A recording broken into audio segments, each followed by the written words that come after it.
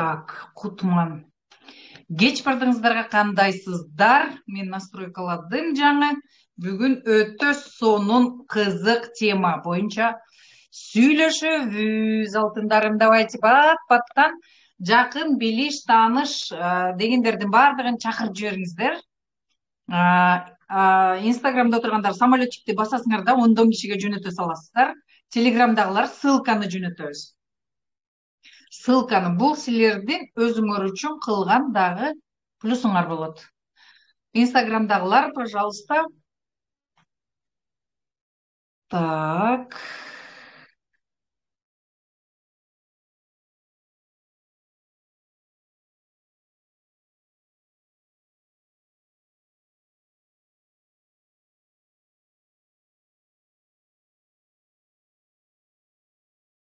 Так, бурул модератор кылып койдум. Өзүңдүн эмеңди жазып турсаң болот. Так, урматтууларым, бат-баттан ссылканы таратып жиберебиз активно. Дагы бир жолу Кутман кеч, бурул Кутман кеч деп учурашып атат. Так, ким каяктан кошулуп атат? Келиңиздер. Активдүү иштейбиз. Бүгүн акча боюнча көбүнчө практикаларга көңүл бөлөбүз. Себеп дегенде, именно эмне себептен акчанын проблемасы жаралып аткан, эмне кандай сыр менен бөлүшөт экенибизди азыр сүйлөшөбүз. Новосибирскийден салам дейт. Сонун Новосибирск дагы кыздар, балдар, жигиттер акчам токмок дейт. Акчамды көбөйтөм дегендер. Проявление кылышыңар керек. Кочкор дейт. Жөне, сонун Бишкек акча проявленияны жакшы көрөт. Азыр как раз ушул теманы ачабыз. Ошондуктан ким каяктан? Эгерде силер өзүңөргө көрүнгөнгө даяр эмес болсоңор, акчага таптакыр даяр эмессиңер. Ошондуктан угулуп көрүнүп жатам, бул боюнча суроо бербей калыптырмын. Угулуп көрүнүп жатсам, плюстарды басып ийгилечи, алтындарым. Угулуп көрүнүп жатсам, плюстарды шартылатып басып ийгиле, мен түшүнөйүн, что андан ары. Так, жакшы. Телеграмдагылар колуңарды көтөрсөңөр болот. Так, Инстаграмдагылар плюстарды басып ийгиле. Угулуп көрүнүп, баары жакшы десеңер, плюстарды басып ийгиле. Бишкек, сонун. Абдан сонун. Ош, дагы плюс, жакшы, Карлыгаш жакшы дейт. Азаматтар телеграмдагыларда колдордун баарын көтөрүп жиберишти. Баарына угулуп көрүнүп жатыптырмын. Так, угулуп көрүнбөй жатса, кыздар карап турат, ошондуктан бардыңар жазып жибергиле. Инстаграмдагылар көрүнүп жатасыз дейт. Жакшы. Так, дагы плюстарды басып ийгиле. Ким каяктан экенин жаза бергиле. Угулуп көрүнүп аптырмын, Эгерде силерде өзүңөрдө көрүнүп угулбай аткан болсо, анда силердин өзүңөрдүн аппаратыңардан болушу мүмкүн. Телефонуңарга звонок келип калышы мүмкүн, ошону текшергиле. Жумгал, сонун. Дагы ким каяктан? Азыр бул боюнча жакшы бир практикаларды жасайбыз. Ошондуктан азыр активно отурабыз. 1 саат хотя бы убактыңарды жакшылап бөлүп даяр отурабыз. Хорошо? Анткени себеби именно акчага байланышкан практикаларды жасайбыз. Силердин азыр сознание, подсознанияда жаткан заттыктарды, же болбосо эмне үчүн акчаны таба албай жатасыңар, ошол боюнча практикалар жасалат. Бүгүн воркшоп аралаштырып өтөбүз, чтобы мен эле кечке сүйлөй бербей, силер дагы өзүңөрдүн подсознательныйыңарды ары бери кыймылдатабыз, жарайбы? Ошондуктан бат-баттан Бишкек, сонун, Бишкек Көлдөн, сонун, Бишкек, сонун, Нижневартовск, сонун, Ысык Көл, саламатсызбы дейт, сонун. Так, дагы ким каяктан, дагы ким? Түмөн, сонун. Так, дагы жазып жиберебиз. Дагы ким каяктан? Азыр бүгүн именно так, жазып саламатсызбы Бишкектен, сонун. Давайте азыр мен силерге, пока силер өзүңөр каякта мен бармын. Оштон дейт Махбуда, азаматсыз. Баткенден. Так, жазабыз, проявление кылабыз. Мунун эмне кереги бар экенин азыр как раз темадан өтөбүз. Так, всякий гөль дейт. Всякий гөль. Это что такое? Гөлдөн го дейм. Токмоктон. Так, андан ары кеттик эмесе. Бүгүн акчабызга карай кандай кадамдарды жасайбыз? Караңыздар, Талас дейт Гүлира, азаматсыз, сонун, Ысык Көл, сонун, азаматсыздар. Активно отурабыз, активно. Тааныш билиштер болсо баарын чакырып койгула. Красноярск дейт, сонун. Ош дейт, сонун. Мен бармын дейт. Ош, Жапалак, сонун, Сокулук, Баткен. Вот мына вот это мне нравится. Потому что биз акча балыкчы дейт. Акча движениени жакшы көрөт. Акча энергияны жакшы көрөт. Акча кыймылды жакшы көрөт. Ысык көл, Турсунбүбү, сонун. Ошон үчүн азыр сразу активно включаться этип отурабыз. Акча дагы бирөөлөргө каалап, ошолор дагы көп акча тапсын деген урук тууган тааныштарыңар болсо, жиберип койгула. Новосибирск апал, Базаркүл, Талас, сонун активно отурабыз. Силер убактыңарды бөлгөн соң ушундан максималдуу результат алгыңар келеби? Максималдуу результат алгым келет дегендер бирди басып ийгилечи. Келгиле, бат-баттан активность включайым. Салам алайдан, сонун. Так, бирди басып жиберебиз, тааныш билиштерге жөнөтүп жиберебиз. Кимде ким ушундан бир мен пайдалуу нерсе алгым келет, жөн эле отура берем, уга берем десеңер, анда экини баскыла. Же минусту бассаңар болот. Так, бир, жок, пайда алгым келет. Ушунча 1 саат убактымды кетирип атам. Акчамды дагы көбөйткүм келет дегендер, бирди басып жибергиле, гана келгиле, азаматсыздар, мына бир. Барыбыз даяр, включенный отурабыз. Активность. Акча активныйлар жакшы көрөт. Акча энергия. Ооба биздин көзүбүзгө чуркап, көзүбүзгө көрүнбөй эле, бирок чуркаган иштердин баарын акча бүтүрөт. Ошондуктан кыймыл, аракет, энергияны сүйөт. Энергия. Биз деп отурсак, каяктан энергия келет? Акча дагы, бул капа кылбай отура берсин дейт. Түшүндүңөрбү? Так, бүгүн акчабызга карай кандай кадамдарды жасайбыз? 1,5 саат убакыт плюс-минус 1 саат деп атам, балким жарым саатка суроолоруңарга жооп бергенче аракет кылышыбыз мүмкүн. Ошол убакытты активдүү отурабыз. Ручка кагаз, мен айткандарды шарт жасап отурабыз. Ручка кагаз жаныңарда болсун, токмоктон салам, сонун. Себеп дегенде биз бүгүн иштейбиз. Акчабызды көздөй, эмне себептен акчабызды каалаган акчабыз чөнтөгүбүзгө түшпөй атат? Вот ошол жөнүндө сүйлөшөбүз, жарайбы? Ручка кагаз алып отурумуздар сразу, пока мен түшүндүргөнчө. Воркшоп болот обязательно. И 2 күн бою бүгүн эртеңки эфирге, эртең дагы эфир Бишкек убактысы боюнча саат 9-да болот. Атайы бош убактыңарга жылдырдык, тамак ашыңарды берип, бала чаканы жайлаштырып, үй бүлөнү тынчтык коюп, анан тынч отуруп иштегенге. Себеп дегенде акча деген бул маанилүү тема. Маанилүү тема бизде. Азыр буларга дагы барабыз. Ошондуктан 2 күн бою, 2 күн бүгүн эртең эфирге активдүү катышып, жазганыңардын баары биякта калат, билесиңер, активдүү катышкандардын ичинен 5000 рубль турган диагностикалар ойнотулат. Эртең. Ошон үчүн активдүү бүгүн эртең отурабыз. Эфирде сактаганга аракет кылабыз. Түшүнүп атасыңар, диагностика 5000 рубль турат. Диагностика деген эмне? Диагностика деген азыркы турган көйгөйүңөр акчага болобу, ден соолукка болобу, мамилеге болобу, эмнеге байланышканын диагностика кылабыз. Силер жанакы чекап, азыр модный болуп кетпеди, чекап, туда-сюда, анализ тапшырмай, туда-сюда дегендин бардыгы так эле ошондой биз дагы диагностика коебуз психологияда. Но ал медицинадан айырмаланып, биз прям анын өзөгүн табабыз. Эмне, кайсы өзөк сизди астыга жылдырбай атат, же болбосо кайсы өзөк сиздин акчаңызга жеткизбей атат. Жарайбы? Ошондуктан диагностика өтө маанилүү. На днях менин сторисимде отургандар, телеграм каналда отургандар диагностиканын жыйынтыктарын көрдүңөр. Өткөндөгү Новосибирск шаарындагы жолугушуудан утуп алган диагностика разборлорду өткөздүм. Алардын эмоцияларын көрдүңөр группада отургандар. Туурабы? Кандай иштейт экен? Бул кванттык психологияда диагностика разбор дегендер моменте иштейт, трансформация в моменте. Биз азыр агып аткан суудан кандай свет алып силер менен сүйлөшүп байланышып отурган болсок, дал ошондой трансформация в моменте жүргүзгөнгө азыр шарт бар. Азыр ошого окуп үйрөнүп жеттик. Түшүнүктүбү? Ошондуктан бул өтө күчтүү нерселер. Ошондуктан ниет кылып активно отурабыз. Туура дейт, рахмат дейт. Түшүнүңөр, эртең кечинде эфирден кийин орун ойнотобуз. Түшүнүктүү, Так, бүгүн Эми бул 2 күн өтө активдүү отургула. Себеп дегенде биз акча менен иштегени отурабыз. Акчанын сыры деген тема боюнча. Ошондуктан азыр кимге кызык болсо, ручка кагазды дайындайбыз. Нуриза, рахмат дейт, жакшы. Эфирди сактаганга аракет кылабыз. Кудай буюрса, бүт баары техникалык жактан эле болуп калбаса, сактаганга аракет кылабыз. Аябай жагасыз. Абдан сонун. Бул мага энергия берип турат. Сонун дагы тааныш билиштериңер болсо, шакылдатып самолетчикти басабыз, инстаграмдагылар бурчтагы 3 бурчтукту и ондон кишиге жөнөтө салабыз.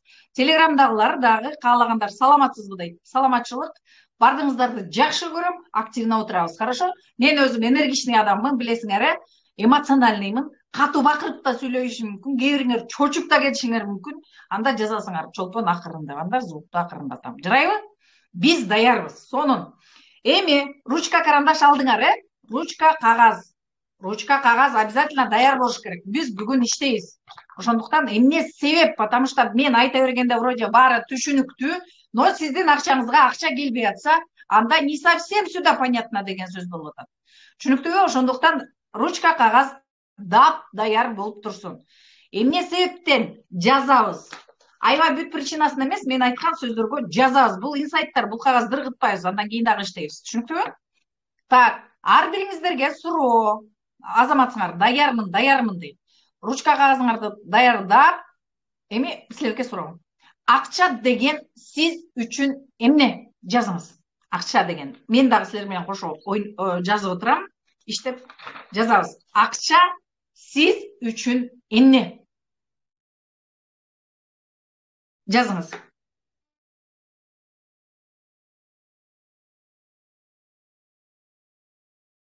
Прям в моменте иштейбиз. Акча сиз үчүн эмне?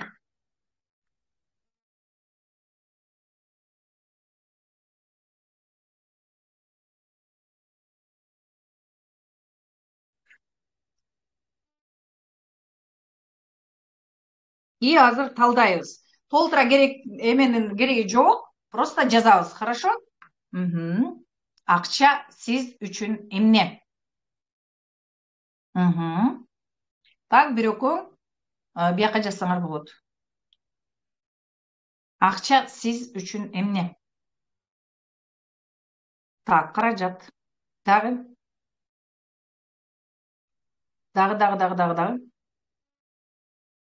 Жазабыз. Ар бирибиз жазабыз, кыздар. Ручка менен де мүмкүнчүлүк, энергия. Дагы. Аба, суу сыяктуу ресурс, энергия. Туурабайбыз. Эмне келди, ошону жазабыз, кыздар. Муктаждык, так. Средство достижения цели. Акча мен үчүн энергия. Так, чындыгын жазабыз. Акча чындыгын жазабыз. Эгер энергия каражат болсо, уже энергия алмаксыңар, туурабы?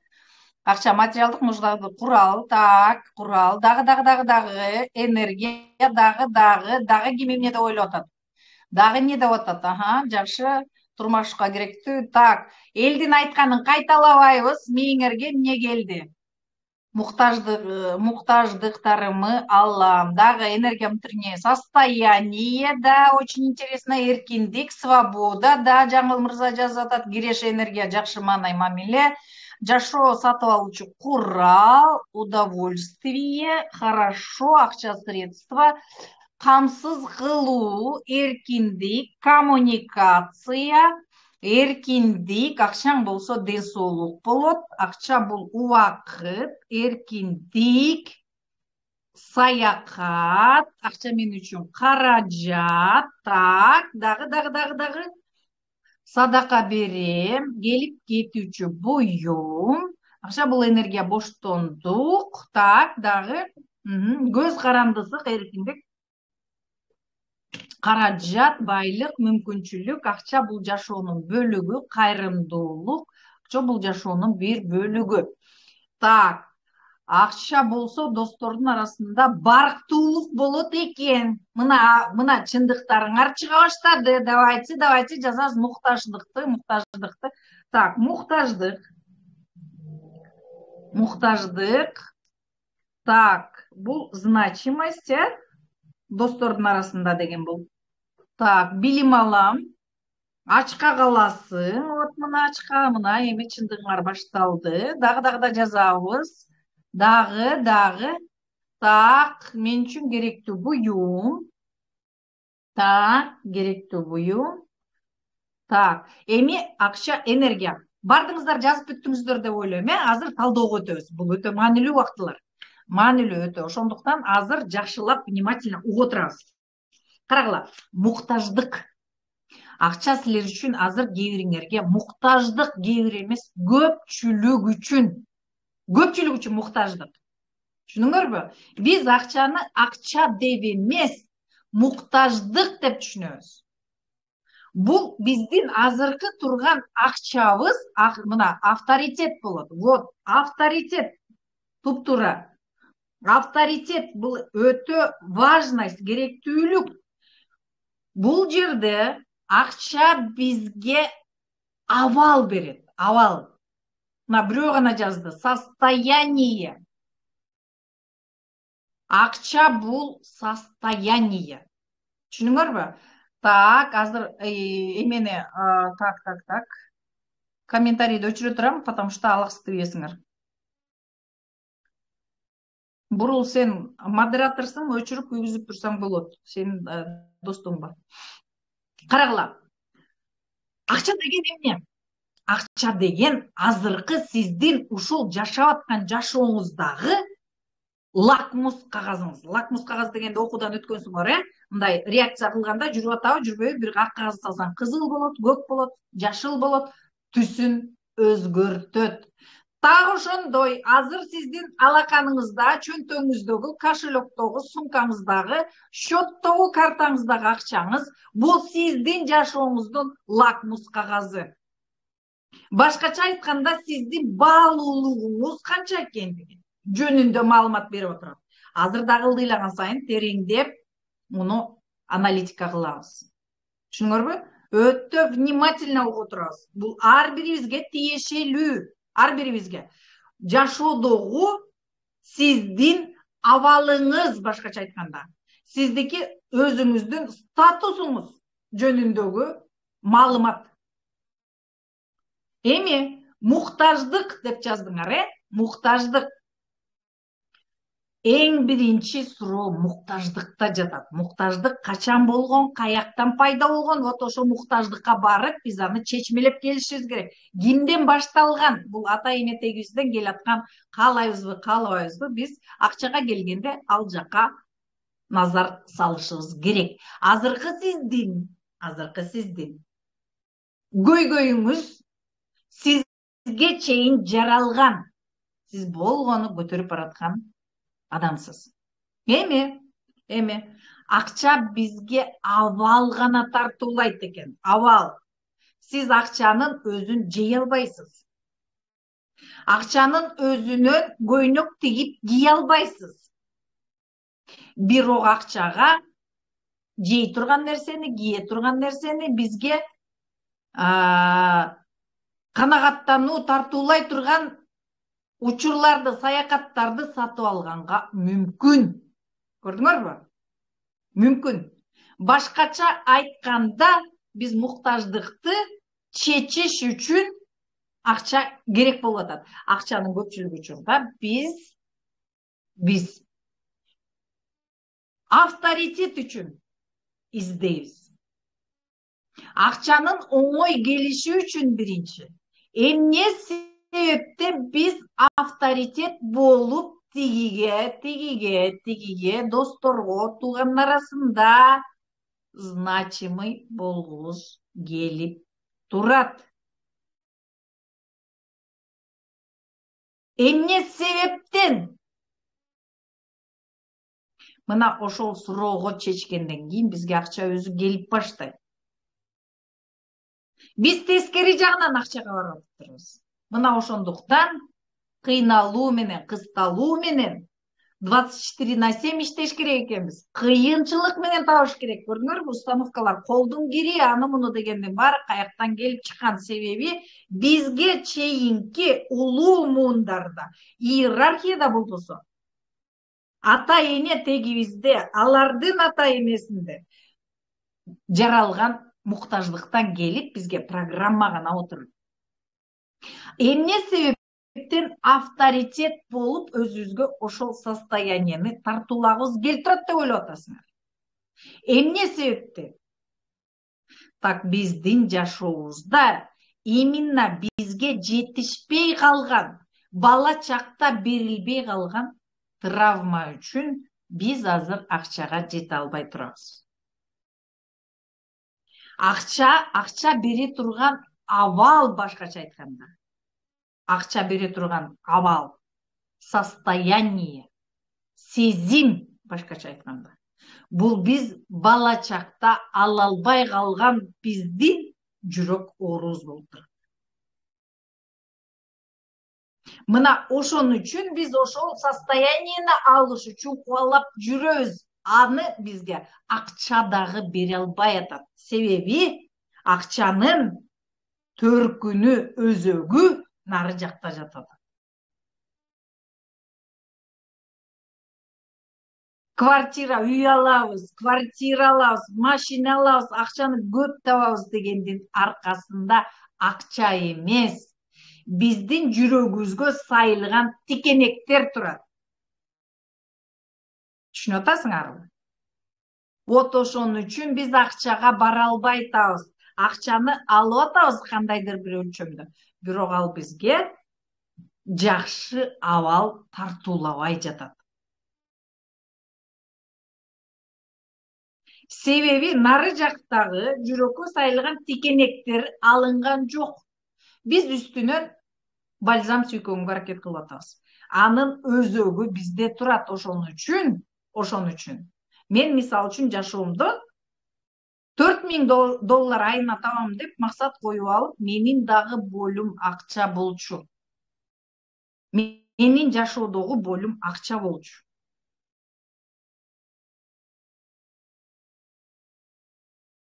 Тапкан күндө дагы айына $4000 сумкамда туруп, мен паркта ыйлап отурганмын.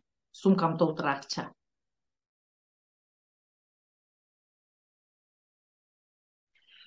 Так, эми кызыктуу жерине келдик окшойт. Мен өзүм жөнүндө тааныштырып өтөйүн. Менин аты жөнүм жаңы киргендер үчүн Чолпон Серкебаева, кванттык психологмун. Психологияны ой кырынан бери 25 жылдан бери айланышып изилдеп келатам. Психология деген эмне? Ушул жерде отурган 100дөн ашык адамдын баары психологсуңар. Кандайдыр бир өлчөмдө, бирөө көбүрөөк, бирөө азыраак. Жашоо өзү психология. Биз сезимдерибизди кээ бир учурда угабыз, кээ бир учурда укпайбыз. Көпчүлүк учурда биз өзүбүздүн сезимдерди укпагандыктан, окуй албагандыктан жашоодогу проблемабыз чоң болуп атат. Биз канчалык көп нерсени үлгүрүп, же болбосо ар кимди туурагандан биз өзүбүздү индивидуалдуулукту жоготуп салганбыз. Ар бирибизге салынып берилген кереметти көрбөй калганбыз. Мына ошондон проблема чыгып атат. Мен дагы жашоомдо жөн эле психолог болгон жок. Мен психолог болом деп учуктасам түшүмө кирген эмес.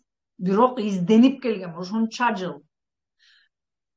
Мен көп нерсени түшүнбөй, өзүмдүн башыма сүзгөн шишкаларым менен үйрөндүм. Бирок азыр көп жакшы методикалар бар экен, оңой эле.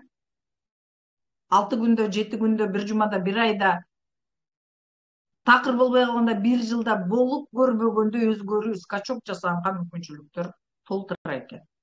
Бирок ал үчүн окуп билим алыш керек. Көрдүңөрбү? Мына ошолордун баарын мен өзүм аңды да дөңдү да бастым.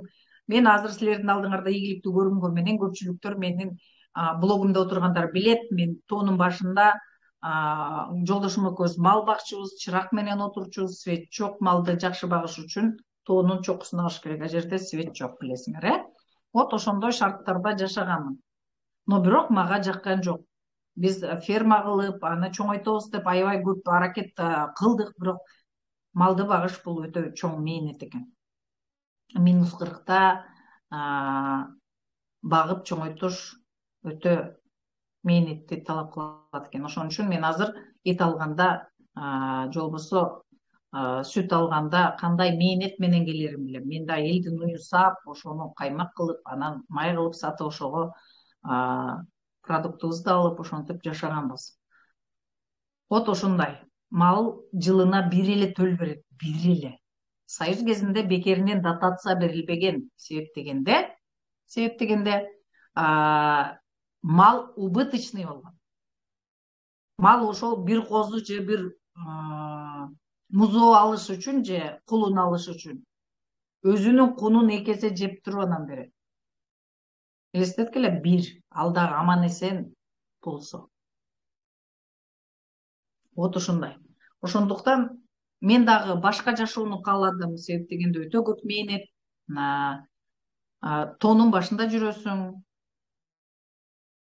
эч мындай цивилизацияны көрбөйсүң. Анан балдарымды эң чоң мен үчүн эме болгон, бул балдарымды бирөөнүн колуна берип окуткум келген жок. Ошондуктан малды башка нерсеге алмаштырыш керек болду. Ошентип мен жүргүлө отуруп ушундай көп жерге жетиштим. Мен азыр Новосибирск шаарындамын. Өзүмдүн ийгиликтерим баарына өзүмдүн болум аркылуу жеттим десем болот. Силер ойлобогула, жашоодо бир эле минус болсо бул жаман деп. Минустун плюсу дагы бар. Минустун аркасында өтө чоң, силер даже элестете албагандай килтейген энергия жатат. Но почему-то бизде жаман болсо эле бүттү, минус болсо эле бул жаман деп түшүнгөн түшүнүктөрүбүз бар. Ошон үчүн айтам, психологияны окугула. Любой минусту плюс кыла турган силерсиңер деп. Ооба, мен айтып атпаймынбы, жанагындай болум аркылуу мен өзүмдүн ийгиликтериме жетиштим. Ооба, элди көрүп, мендей эле адамдар жыл айына $4000 ойноп таап атканын көрүп, менин ичим туз куйгандай ачышты. Но ошол убакта мен жасайм деп жасадым. Но бирок мен акчаны жасаганда дагы туура эмес жагынан чыгып алыптырмын. Акчаны $4000 таптым, бирок ошол учурда менин мамилем калып кетти. Мен 24/7 иштедим чындыгында. Балдарымды көрбөй, күйөөмдү көрбөй, көп акча табам деп. Бул туура эмес экен, мен анда түшүнгөн эмесмин. Но мен бүт айтып атпайм, бүт шишкам менен өзүм ар кайсын сүзүп көрүп, ар кайсы болгон столбанын барын анан жасап көрүп, андан кийин жетип атат. Можно было просто так деп. Вот ошону менен бөлүшүп атам мен азыр силер менен. Соответственно, мамиле үй бүлө вообще каралбай калды да. Бизнес жасайм деп. Ден соолук кетти да, эртели кечте уктабасаң нормальный уйку жок. Анткени менин мамам айтчу. Акча деген кан жаныңдын баарын алат. Көп акча табыш үчүн өлүп тирилип иштеш керек. Угуп атасыңарбы кандай сөздөр чыгат? Жаныңдын баарын бериш керек. Мына установкалар каяктан чыгат. Жашоодогу ордум жөнүндө айтпай эле коеюн. Ал жөнүндө. Качан сен туура эмес башлаганда так ушундай болот. Ооба, мен акчаны табам, мен балдарымды алам, балам келет, уулум. Мен день рождения өткөзүшүм керек. Кафеге досторум менен. Кичинекей эле бала эме ал убакта. Хорошо, акча бересиң. Өзүң өткөзбөйсүң, бирок бересиң. Бул боль менен табылган акчалар, урматтууларым. Боль менен табылган. Өзүң туулган күн өткөзбөй. Мне жалко самой, потому что мен ал боль менен табылган акча, түшүнүп атасыңарбы? Кан жаным менен жанагындай. Мага өзүмө тратить жалко, потому что. Анткени ал менин болум, тикенегим жүрөгүмө сайылып турган. Балама берем, бирок жүрөгүм ооруп берем. Айтпаганым менен. Күйөөм келет, давай, бизде мальчишник. Баланча миң керек. Бир чети коркконуман, бир чети урушпайлыкты берем. Боль менен. Мен өзүм аякка да бара албайм. Биринчиден мальчишник, экинчиден даже теңчүстардын арасында, анткени жумуштамын мен. Мына туура эмес табылган акча так ушундай болот. Через боль табылган акча ушундай болот. Өзүңө ыра көрбөйсүң, бирок баары пайдаланып кетет. Анткени сен эң акыркы очередтесиң. Өзүң үчүн. Көрдүңөрбү кандай нерселер болот акчанын туура эмес жагынан? Бул биздин болубуз болгондо. Боль. Пока больду чечмейинче постоянно ушундай болот. Ооба акчаны табасың, бирок жок. Так вот, мен айына $4000 таап, максатыма жеттим деген күнү балам үйдөн кат жазып коюп кетиптир. Потому что мен балама да через боль берип атам да жанагындай акчаны. Анткени мен боль менен таптым, эч кимге бергим келбейт. Бул жүрөгүмдүн агып турган каны, түшүнүп атасыңарбы силер? Соответственно, балам $4000 таап, мен сүйүнүп, мога жеттим, бирок үйдөн балдарым ыйлайт. Мама, жөн эле үйдүн бир кесмесин жасап берчи. Анткени мен үйдө жокмун да. Постоянно кафеден сатып барып ичебиз же кафеден ичебиз. Мен мурда ойлочумун, кафеде кандай бактылуу адамдар тамак ичет 3 маал деп. Кандай да бактылуу болдум мен. Балдарым айтат, мама, үйдүн эле любой эле тамагын жасап берчи дейт. Мен өзүм сагынам да. Анткени мен жумуштамын, кайсы убакта жасайм? Күнү түнү. Магазиндер болчу анткени. Продуктовый күнү түнү иштейт почти. Түнкүсүн ревизия кылам, күндүз иштетем. $4000 тапкан күнү балам кат жазып коюп кетиптир. Мама, мени издебеңиз, мен Казакстанга иш издегени кеттим. Эми ал 9-ду бүтүп техникумда окуп аткан. Ошентип техникумунан да таштап коюп кетиптир. Мен бир мүшөк сумка акчамды көтөрүп алып, жана Бишкектин Ак үйүнүн артындагы паркта ыйлап отурдум. Эмне үчүн? Менин ошол бир сумка акчам даже мени кубандырган жок. Себеби мен баламдын досу ким экенин билбейт экен. Кайсы жака кетерин билбейт экен. Кайдан издешти билбейт экен. Милицияга барайын дейм, эмне деп айтам? Ал биринчи кайсы досу бар эле деп сурайт да.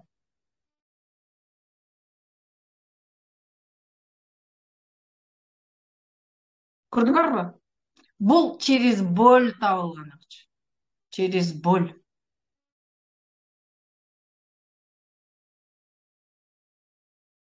Эгерде ушундай силер таап атсаңар, бул туура эмес акчага болгон подходду билдирет. Туура эмес.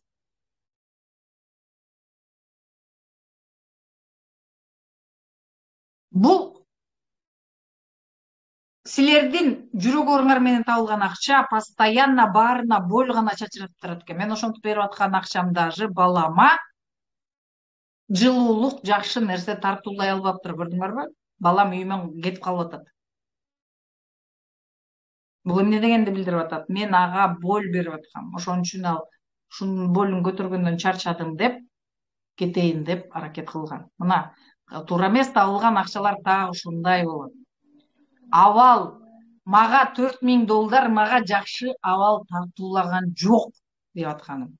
Почему? Потому что бул менин болум болчу. Күнү түнү иштеген болум болчу. Көрдүңөрбү? Акчаны болсо действительно энергиясын жакшы энергия менен тапканды үйрөнүшүбүз керек экен дейт. Мен аны кийин түшүнүп атам. Почему деп?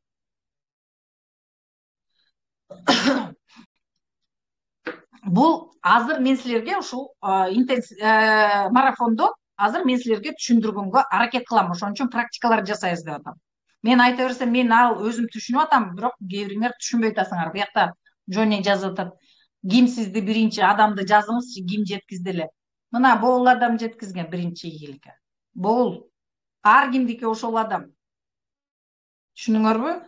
Айтканды жасап, анан ошону угуп отуруп, ошолорду жасасаңар, силер көрөсүңөр ким экенин. Силерди эч ким жеткизбейт. Өзүңөр басып өтүшүңөр керек ошол жолду. Түшүнүктүүбү? Эми бул жашоодогу андан ары кеттик. Эми жашоодо акча бул энергия деп жаздыңар, туура. Бул абалды бере турган нерсе. Абалды. Эгерде биз ошол сүйүнүштү түшүнбөсөк, биз абалды ала албайт экенбиз. Миллион сом болсо дагы. Мен биринчи миллионду тапканда депрессия болуп жатып калгам. Мына бул боль деген боль. Азыр миллион десе, азыр таң калып атасыңар. Мен биринчи миллионду болгондо мен депрессия болуп 1 ай жаткам. Ишенесиңерби ушуга? Мага акча радость тартуулаган эмес, анткени мен жүрөгүмдөгү болду чечип аткам. Абалды чечип аткам акча менен. Бирок акча чече албай койду. Көрдүңөрбү? Анткени болум дагы эле жүрөктө сайылып турат деген сөз. Так вот, акчаны табыш үчүн эмнеге келдик? Эмне кылыш керек экен? Биринчи жүрөктү дарылаш керек. Болду дарылаш керек экен. Ошол акча аркылуу кайсы мен суроомду бала чактан келаткан кайсы травмамды чечким келип атат. Вот ошону менен иштеш керек экен. Акчанын оңой келиши үчүн.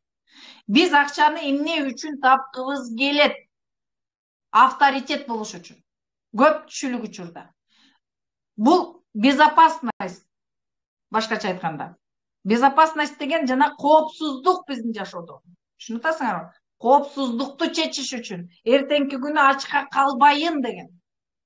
Мына ошол проблемалар эгерде жүрөктө орноп турган болсо, бул ата энетектен келаткан программалар көпчүлүгү. Соответственно, биз ошону гана чечип кете берет экенбиз. Ошон үчүн акчага жете албай атканыбыздын себеби мына ушул жерде байланып туруп атат.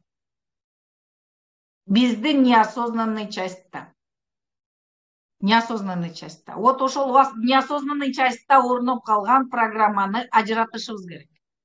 Вот ошондо баардык нерселер чечилет. Түшүнүңөрбү?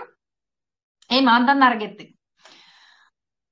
Бул чоң акчаны алыш үчүн, акчаны көбөйтүшүбүз үчүн негизи биз акчанын идишин чоңойтушубуз керек экен. Опять биздин башыбызда идиш бар кадимкидей эле. Биз өзүбүз идишпиз. Так ушундай.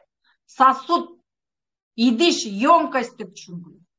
Биздин биягыбызга чоң акча, эгерде биз ата энебизден чоң акчаны тапканын, естественно, Союз кезинде андай чоң акча деген түшүнүк жок болчу, кээ биринде эле болбосо.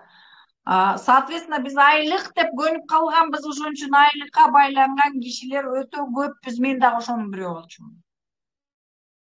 Азыр даже счетуңарда кандайдыр бир көбүрөөк сумма болсо, өзүңөрдү жаман сезген адамдарда отурасыңар. Мага окшоп. Батыраак таратып бергенге шашасыңар. Ошонун бардыгынын ичинде кандайдыр бир нерселер жатат. Сосудубуз кичинекей анткени. Ошон үчүн акча батпай төгүлүп чачылып кетип атат. Түшүнүңөрбү? Кошелектон түшүп, мээден түшүп, и соответственно ар кайсы жакка тратить этип жоготконго шашып атабыз. Акча көбөйгөн сайын биз сосудду чоңойтушубуз керек. Эң биринчи ошол жерде жаткан причина өзөктү сууруп алышыбыз керек бул жердеги. Биздин сосудубузда, башыбызда турган өзөктү сууруп, ириңин чыгарып туруп, анан сосудду чоңойтуп башташыбыз керек. Канчалык биздин мээбизде сосуд чоңойгон сайын көп акча ал кошелекко же болбосо капчыгыбызга көп акча түшкөндө үйрөнөт. Эми көп акча деген эмне? Акча деген эмне өзү? Бул кыймыл аракет. Биздин чөйрөбүз менен биздин мамилебиз.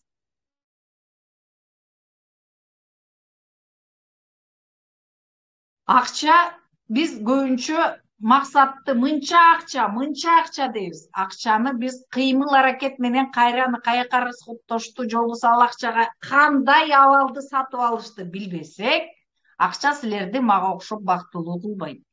Түшүнүңөрбү? Акча бүт дыркаларга кетет. Жанагындай балаң день рождения өткөзөт, күйөөң, же болбосо аялың мальчишник, девичник өткөзөт, же болбосо тигил той берет, ага берип туруш керек. Бирөө бизнес жасап атат, ага берип турушуң керек, жардам кылып. Но только өзүңө эмес. Бул боль аркылуу тапкан акчаларыңар, урматтууларым. Түшүнүңөрбү? Симптомдору кандай экен? Силер өзүңөр максат коюп, мен ушуга үй алам, ушуга машина алам, ушуга мебель алам, ушуну менен саякатка барам, ушундай кылам деп максатты туура койбосоңор, только эле мындай эле акча табам десеңер, акча келет меникиндей болуп. Но бирок силердин абалыңарды дарылай албайт, анткени абалыңар андан тереңирээк жатат. Түшүнүктүүбү? Акча бул энергия, туура айтып атасыңар. Энергия чындыгында.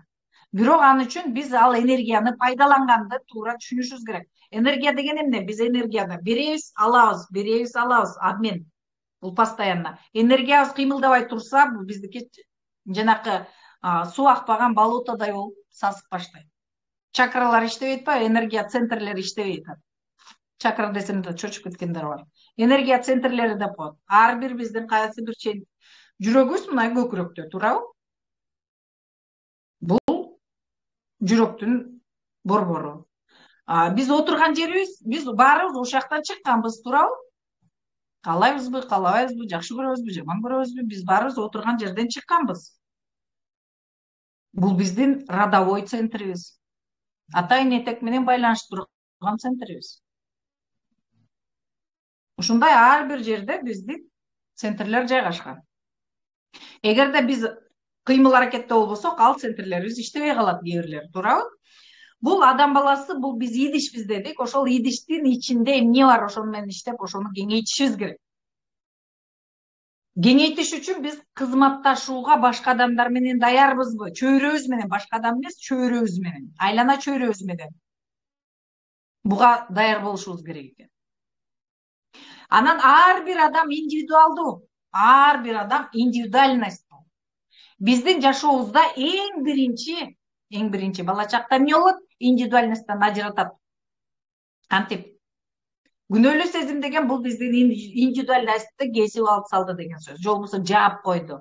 Эмоциялардын жабыгы, туда сюда деген мунун баары индивидуальностьтан ажыратуу дегенди түшүндүрөт. Индивидуальностьтан ажыратуу деген өзү эмне? Мисалы үчүн сен кичинекейсиң, жаңы басып атасың, тамптың кружканы алдың, сындырып салдың, колуңа түшүп кетти. Үйрөнүп атасың, айлана чөйрөңдү үйрөнүп атасың. Колуңа түшүп кетти, сынып калды, бакырып өкүрүп апаң урушту, бүттү. Индивидуальность жок уже урушкандан кийин. Индивидуальность жок деген эмне? Силерди күнөөлүү сезим менен уже башкаруу башталды. Сийип койдуңбу? Тиги сындырып койдуңбу? Төгүбейдиңби? Мына ушунун баардыгы бизди индивидуальностьтан акырындап четтетип кетет экен. Ошон үчүн индивидуальность дегенди биз деле аябай кыйын деле билбейбиз. Негизи биздин именно индивидуальностьта ар бирибизге заложенный миссиябыз бар, өзүбүздүн сезимдерибиз бар. Мына ошол убакта качан бизде андан школго баргандан кийин жетсатта, мисалы үчүн жетсаттан дагы сен туура эмес деп бөлүп баштаган, туура эмес экенин эч ким билбейт. Бирөө үчүн туура эмес деген нерсе экинчи адам үчүн туура. Кризис туура эмес деп атат баары, бирок кризис учурунда байдын баары богатеет же. Так значит, бирөөнө туура эмес деген нерсе экинчи адамга туура болуп атпайбы, наоборот, возможность болуп атат. Түшүнүктүүбү? Ошондуктан туура эмес деген түшүнүк жок. Бизге дагы жанагындай оценка берип 2, 3, 5 деген ар кандай балларды берген. Бул дагы туура эмесирээк болгон. Бул дагы күнөөлүү сезим менен башкаруунун себептери болот. Бардык жерде эми башкаруунун системалары да бул дагы. Түшүнүктүү, Вот ошонун бардыгы биздин жашообузда индивидуальностьтан алыстаткан. Биз жалаң беш алыш үчүн эле тырышып жүрөбүз азыр. Баарыбыз жашоодон беш алабыз деп эле тытып атабыз. Эмне үчүн? Баарыбыз только ошондобуз. Тиякта сезимдин баарын көмүп таштаганбыз. Жок сезим деген. Баарыбыз элди туура эле атабыз. Эл диплом алды, баарыбыз алдык. Керекпи, керек эмеспи? Танкистте болсо дагы илгери бүтсө бир жумушка орноштурчу, бул акча деген обеспечение, безопасность болчу. Түшүнүңөрбү? Вот ошонун бардыгын биз азыр баарыбыз кайталоо жолундабыз. Биз өтө көп нерсени просто бирөөнү кайталап атып жашообузду өткөзүп атабыз. Өзүбүздү таппай эле индивидуальностьта. Бардык биздин миссиябыз индивидуальностьта жатат. Ошон үчүн өзүбүздү көзгө карашыбыз керек. Күзгүгө караганды давно унутуп калганбыз. Азыр мына менде окугандар күзгүдөн караганда ыйлап атышат. Себеби биз өзүбүздү көрбөй калганбыз. Только башкаларды көрөбүз, өзүбүздү көрбөйбүз. Көргүбүз дагы келбейт көпчүлүк учурда. Мына биздин капачылыктарыбыз, акчабыз ошол жакта жатат. Так, эми акча деген бул жөн эле цифра, жөн эле кагаз эмес, бул универсалдуу энергия. Бул бизге действительно жанагындай бир ай эчтеке кылбай, ичпей, жебей иштеп атпайбызбы? Анткени энергиябыздын баарын берип, ордуна жанагы кагаздарды алып атабыз. Түшүнүктүүбү? Бирок бул биздин дагы эле биздин абалыбызды жакшыртыш үчүн болгон нерсе болуп атат. Бирок ошол абалыбызды постоянно жакшы жүрсүн үчүн, акча жеңил келсин үчүн, ошол абалды эмне себептен кичине чакта жоготуп алганбыз, мына ушул жакты көздөй караш керек болот. Азыркы биздин акча табуу системабыз почти 98 95%ке жақын адамдарда эмнеде болуп атат деп ойлоп атасыңар. Именно детский больду решаем.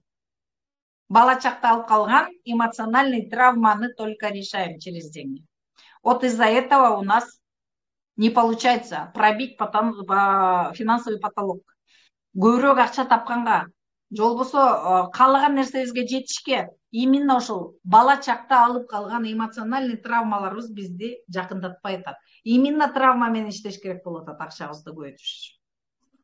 Идишибизди чоңойтуш үчүн, емкостти. Көпчүлүк учурда мына максат жаз десең айтат, жок, мен мисалы үчүн 50 миң, 100 миң десем башым айланып кетип атат. Азыр буларды дагы жасайбыз, азыр көрөсүңөр. Практика жүзүндө. Акча деген бул биздин чөйрөбүзгө болгон ишеним. Мына эгер азыр 50 миң таап атсаңар, силердин чөйрөңөргө болгон ишеним 50 миңге келекен. 50 миң сомго чогулук экен. Түшүнүп атасыңарбы? Бул башкача айтканда биздин чөйрөгө берген ишенимибиз. Түшүндүңөрбү? Бул эмне дегенди билдирет? Силер ошончого гана, ошончо эле процентке чөйрөңөргө ишенесиңер. Түшүндүңөрбү? Мен азыр силерге комментарийди включать этем. И азыр жазасыңар. Азыр силер алып аткан акчаңар чөйрөңөргө болгон гана ишеничиңер ошончого эле, чынбы? Чынбы гана? Обратный связь бергилечи? Плюс койсоңор достаточно. Ооба, мен мисалы үчүн 50 миң таап атсаңар, 50 миң таап атсаңар, мен ооба дейт мына. Мен чөйрөмө 50 миң сомго ишенем деген сөз экен, башкача айтканда. 100 миң таап атсаңар, мен 100 миңге ишенем. Андан ашык эмес. Чөйрөгө ишеним бербептирмин. Чөйрөгө ишеним бербептирмин. Мына жөнү, молодец. Түшүндүк дейт. Так, анан плюс оочун 30 миң таап атасыңарбы? Чөйрөңөргө 30 миңге ишенесиңер. 30 миңге. Түшүнүксүз суроо экен дейт. Роза, түшүнүксүз суроо экен. Мен без работы, плюс чын. 18 миң алгандар 18 миңге эле ишенесиңер.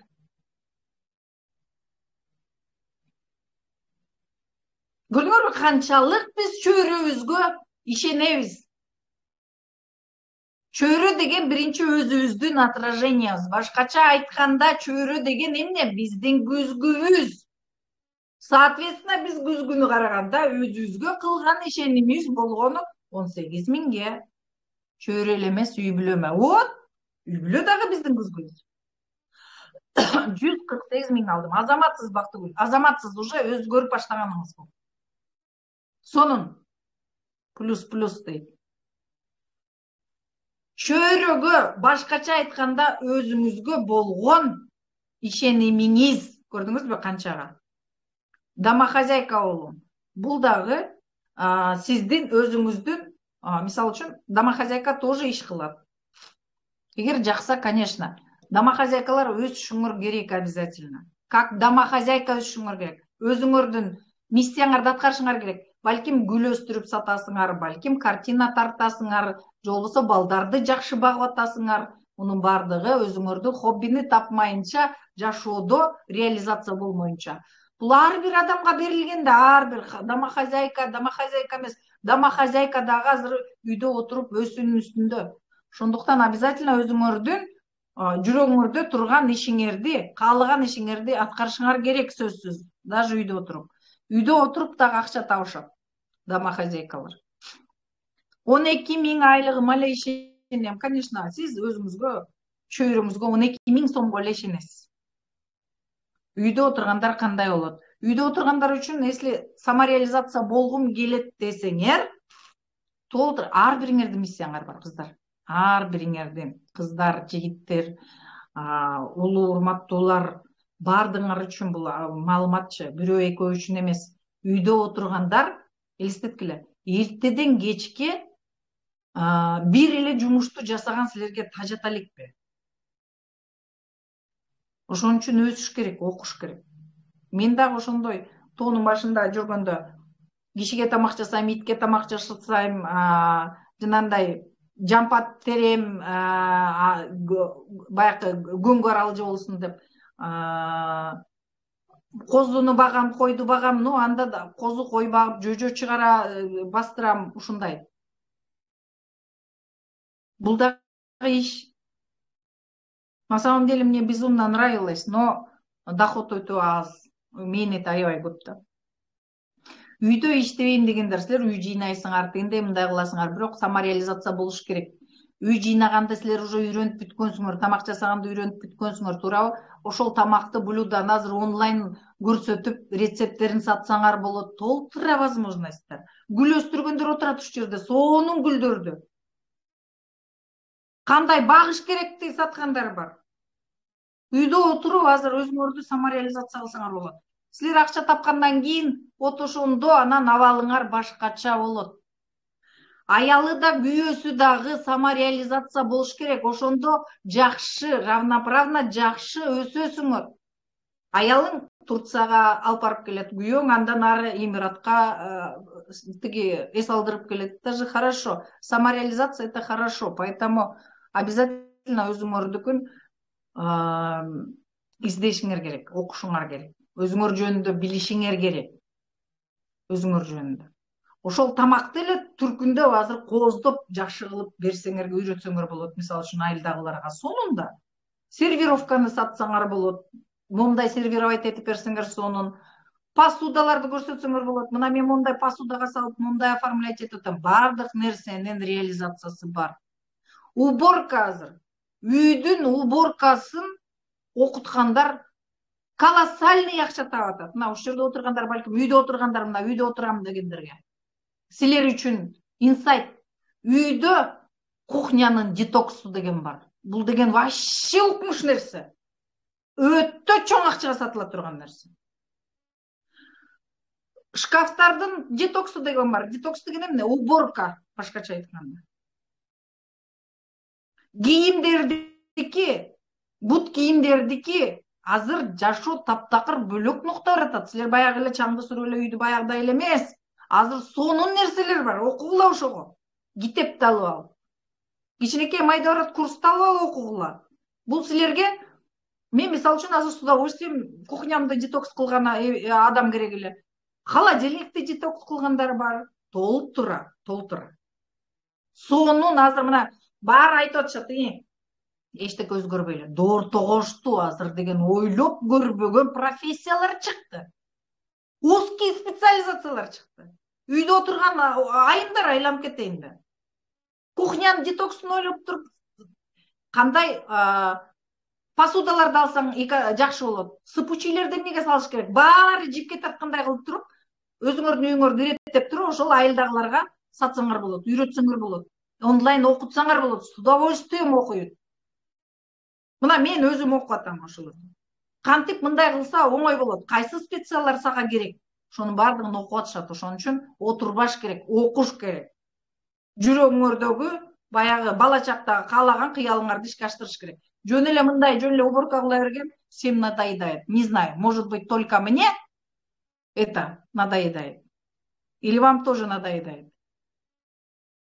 И анан бирөөнүн көзүн карап отурган. Не знаю.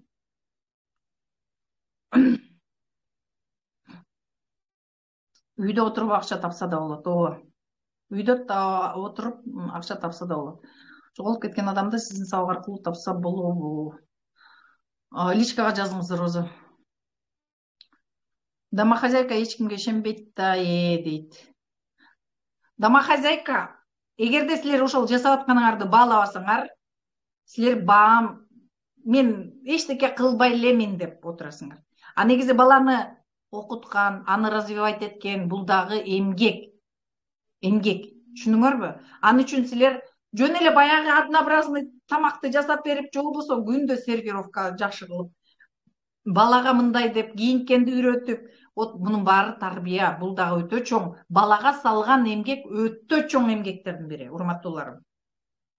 Именно баланын апасы иштеген учурда баланын развитиеси сильный болот экен. Муну окумуштуулар доказывать эткен. Ошон үчүн бала менен заниматься этип, силердин жүргөнүңөр өтө чоң баалуулукка ээ. Бирок баягыдай эле баарын эле окшош эмес, күндө изденип, бир күнү сүрөттө жагына көңүл буруп, бир күнү оюн жагына көңүл буруп, кошо чогуу алар менен кичине ойноп 20 мүнөт деген сыяктуу мунун баары развитие. Бул силер эгерде мен домохозяйкамын, эчтеке кылбай элемин десеңер, силер өзүңөрдү баалабаганыңар. Өзүңөр баалабасаңар, силерди эч ким баалабайт. Ишенип койгула. Я сама через это прошла. Ошондуктан баардык басып өткөн нерсеңер силер үчүн баал болуш керек. Миссиябызды кантип табабыз? Миссияны табыш үчүн окуп баштагыла кыздар, эң биринчи. Миссияны сен эле мындай деп табыш үчүн, миссияны табыш үчүн окуш керек. Окуп баштаганда анан башталат силердики. Предназначение деген бар, жашоодогу орун. Предназначениени көбү азыр адашып жүрүшөт. Предназначение мындай болот, дегендей болот. Жок. Предназначение алмашып турат, но миссияңар бирөө. Предназначение менен миссияга барасыңар. Кантип? Предназначение деген мисалы үчүн бүгүн мен мисалы үчүн биринчи убакта бала төрөп отурганда домохозяйка, ал убакта дагы тигини кылып, муну кылып, малга жардам берип деген сыяктуу иштерди кылып аткам. Андан кийин мен дагы өсөм деп аракет кылып окуп баштадым. Мен, кстати, как раз ошо тоонун башында бал багып жүрүп анан трансформациям башталган. Чырак менен жазып биринчи максаттарымды. Изилдениш керек. Видео сакталабы, сактаганга аракет кылабыз. Домохозяйкалар үй жинага мастер-класс сатса болот. Азамат реснички, Сургут. Үй жинага мастер боюнчачы бул деген. И аябай востребованный, жанакы японский эмени көрсөңөр болбойбу, жанакы уборка дома деген кино бар. Ага не каждый может даже келгенге. Бул өтө сонун, но бирок жөн эле мындай эле жыйнап коюңбу, анын дагы философиясы бар, анын дагы психологиясы бар, анын дагы көп нерсеси бар. Вот ошону окуп билип алып анан саткыла. Пожалуйста. Мен гүл өстүрүп жатам, бирок сатпайм. Гүл өстүрүү боюнча сабак өткүлө. Мына мен азыр гүл өстүрүп атам, билбей атам, могу гүлдү бир эмеси түшүп калды. Кандай сугарышты билбейт экенмин, көп немени билбейт экенмин. С удовольствием сонун нерселер бар. Торт жасап сатса болот онлайн дейт. Видеолорду мастер-класс. Торт саткандар вообще азыр байып атышат. Азыр заман өнүккөн, онлайн жумуштар, сабак интернет. Конечно. Роза жооп бердим, личкага жазгыла ал боюнча. Айылда турам, убактылуу декреттик өргүдөмүн, курут жаям, тоок көбөйтүү кыялым бар. Пожалуйста, токту көбөйтүш азыр мына жаз келди, туура бастырсаңар эле быжырап чыгат бир заматта. Жүжө сатсаңар болот.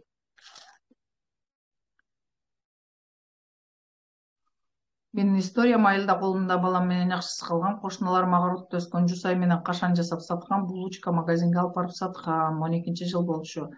Жасайм деген киши любой нерсени жасайт, кыздар. Мен лагманда чоюп магазиндерге койгом, көп нерсени кылгам.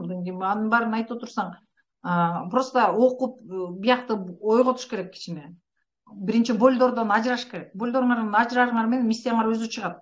Силер биринчи азыркы силердин азыр отурган жериңер бул жердеги детский травмаларда, эмоциялык травмаларда отурасыңар. Пока ошол эмоциялык травмалардан чыкмайынча алдыга жылыш оор болот. Так, эми кеттик, давайте. Так, бир сыйра эмелериңерге жооп берип койдум. Бул акча деген эмне экенин түшүндүрдүм, Акча бул универсалдуу энергия, бардык нерсеге алмаштырсаңар болот. Муну саякатка, көйнөккө, тамакка, массажга, бардык нерсеге алмаштырсаңар боло турган универсалдуу энергия. Но силердин азыркы таап аткан акчаңар именно силер чөйрөңөргө болгон ишеничиңер. Вот так ушундай элестеткиле. Канчалык силер ишенесиңер. Башкача айтканда, жүрөгүңөрдү тазалаш керек. Ал үчүн травмалардан кетиш керек. Түшүнүктүүбү? Эми азыр сиздерге мындай суроо. Азыр дептерге да жазсаңар болот, потому что инсайттар келет. Бир-эки сөздөн эле жазып коюп тургула, андан кийин силер аны менен дагы үйдөн иштейсиңер. Силер азыр канча акча тапкыңар келет? Жазгыла. Акча оңой эмне келиш үчүн эмне кылабыз? Азыр мына ошолорду азыр жасап атабыз ким? Кылсариева. Детский травмадан кантип арылса болот, азыр айтам. Канча акча тапкыңар келет? Жазгыла, давайте. Канча акча тапкыңар келип турат азыр? Жаздыңарбы? 100 000. 100 000. Жакшы. Месяц миллион, это хорошо. 50 000 болса жетмек, сонун дагы. Так, 50 000 неделю, сонун. Как раз менин мурунку интенсивимде окугандар 50 000 эмес, 100 000ден жумасына табышты. Айына 50 000 болсо жетмек. Көрдүңөрбү? Ар кимдики ар кандай. 200 000 жетмек болсо Риога. Айына 500 000 рубль. Хорошо, жакшы. Жакшы. Так. Вот это все ваши, значит, азыр калыңор жумасына 90 000 сом. Жакшы. Так, Иманкула 150 000 айына. Ага, 100 000 айына. Ага, жакшы. Так. Так, бирөө аферисталар дейт, эмелер, бирдемелер жөнүндө го дейм, көрбөй калдым. Эмне жөнүндө экенин ал сетевой окшойт да. 150 000. Так, 100 000, азыр 10 миллион АКШ доллары. Ага. Так, бир айда 120 000, 10 000, 3 000 евро. Так, 100 000, айына 150 000, жумасына 100 000, жакшы. 100 000. Эми, хорошо, жакшы, жакшы. Эми азыр денеңердеги сезимге көңүл бөлөбүз. Азыр мына иштей турган убакыт келди. 100 000 сом айына дейт. Азыр бореки жазган цифраларыңар. Азыр жаздыңар, сезимге келебиз. Ме эмес. Денеңерде кандай сезим болду? Сезим деген бул денедеги толкунданып атам, коркунуч болуп атат, жашынып атам, же болбосо сайгылашып кетти, тырышып калдым, карышып калдым, ичим күйүп атат, же болбосо ушул сыяктуу нерсенин баары бул сезимдер. Жакшы, жаман бул ме. Түшүндүңөрбү? Сөз менен көкүрөк дүкүлдөп атат. Көкүрөк кайсакты көздөй дүкүлдөп атат, ошого дагы көңүл бөл. Кандай ошо дүкүлдөгөн сага жагымдуубу, жагымсызбы? Мына ошого көңүл бөлөбүз. 50 000 сом азыркы жазганыңарды карагыла дагы, ошол акча алаканыңарда турат, же болбосо сумкаңарда турат. 50 000 сом. Хорошо. Турат. Сезимдерге көңүл бургула. Сезимдерди байкайбыз. Ишенбей турам. Кантип эле депти Шарипа эже. Ишенбей турам. Мына ишеничиңиз Шарипа эже сиздин. Дене бошоду, маанай жакшы болду, жакшы. Сүйүнүп кенен болдум. Кыздар, жакшылап сезебиз. Мына Мореке, сүйүнүп кенен болдум. Бул ме. Так, жакшы болду бул ме, товарищи. Денеңерди сезгиле. Ыйлагым келип кетти. Мына туп-тура. Так, душа радуется. Это Жамал Мырза мозг говорит у вас. Тело что говорит? Тело. Маанай көтөрүлө түштү мээңер. Оң алакан кычышып атат. Бул страх, ооба. Сол иним уюп калды. Вот это бул сезимдер. Сезимдерди жазгыла, урматтуулар. Өзүңөрдү өзүңөр алдабагыла. Давайте, волнуюсь. Билбей турам, кооптуу сыяктуу. Көрдүңөрбү? Мына. Так, эже, сонун сезимдер деген бул эмне жөнүндө? Мээңер алдап атат. Буга чейин алдап келген, дагы алдап атат. Сонун сезим, бул ме айтып атат. Денем калтырады, желкем тартышып калды. Мына ушул сезимдер. Ишенбей турам, сезим, так. Экиним курушкансып турат, сезим. Сүйүнүү, бул деген кандай сезим? Сабырова. Сүйүнүү деген сезим, дененин сезимин жазгыла. Нормально деген бул ме. Нормально деген ме. Жүрөгүм сайгылашып атат, бул сезим. Жүрөгүңөр уже сезип баштады. Жүрөгүм айланып кетти, бул сезим. Спина тяжелеет. Вот, Жамал Мырза, теперь ты правду пишешь. Теперь правда. Ыйладым, конечно, потому что силердин тукумуңарда акчага байланышкан капачылык бар. Кылсариева. Көрдүңөрбү, как мы несем? Вот это и есть гены. Маанай жакшы болду деген калп, бул деген ме, Нарбаева. Шашып көрсөткүм келет, бул дагы ме. Сүйүндүм ме, сүйүнүп толкунданып атам ме. Спокойность тоже ме. Спокойность как в теле отражается, девочки? Сүйүнүп кеттим. Сол колум оорлоп атат. Вот это чувство. Горло першит. Вот это чувство. Бермет. Жөн гана ишенип турам, бул кауп, бул мээ. Бирөө алып кетчү деп коркуп жатам. Вот это туура. Баш ооруп калды, бул сезим туура. Сол бутум титиреди, бул сезим. Оң көзүм ооруп чыкты, сезим. Слезы. Так, эмне дегенде мен азыр кошулдум эле. Азыр угуп тургула ару. Ыйлап жатам. Маткам сол тарабы, сол колум ооруп кетти. Карылгач маткам деген бул рот менен байланышкан, тетияктан келаткан сезимдер. Карылгач. Бул сезим туп-туура. Жүрөгүмдү күлдөп атат, сезим. Оң бутум ооруп жатат, сезим. Күлдүм, бул дагы сезим. Желкем тырышып калды. Желкем сайылып турат, жүрөгүм ооруду. Сезимдер. Ташнит, сезим, молодец. Мына кичине денеңерди сезип баштадыңар. Биринчи сүйүнү, анан кайра башым ооруп чыкты. Мына вот сабыр, туура азыр айтып атасың. Демим кысылып кетти, көрдүңөрбү? Мына сезимдериңерди сезип атасыңарбы? Жүрөгүм тез согуп атат. Бул эмне Айгерим сен үчүн, Кубанычбек Качыбекова? Тез соккон коркунучпу же эмне? Көкүрөгүм ачышып кетти, мынакей. Мына жүрөгүм дүкүлдөп атат. Дүкүлдөгөн силерге жагымдыбы, жагымсызбы? Дүкүлдөп деген эмне? Катканга шашып атам, көрдүңөрбү Айгерим Качыбекова? Мына ушул сезимдер үчүн силер акчадан качасыңар. Анткени силер акчаны тапсаңар, катасыңар, көрдүңөрбү? Ал силерге дополнительный жумуш мээ үчүн. Мээ айтып атат, кереги жок андай акчанын. Не надо, кереги жок. Көрдүңөрбү кандай?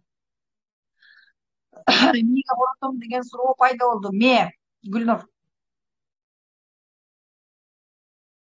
Эмнеге коротом деген бул мээңер иштеп атат. Сезимдерди көрбөй эле турасыңар. Так, жүзүмдө жылмаюу, кыялыма жеткендей, бул кичине мээ, башым чыңалып кетти. Вот это сезим.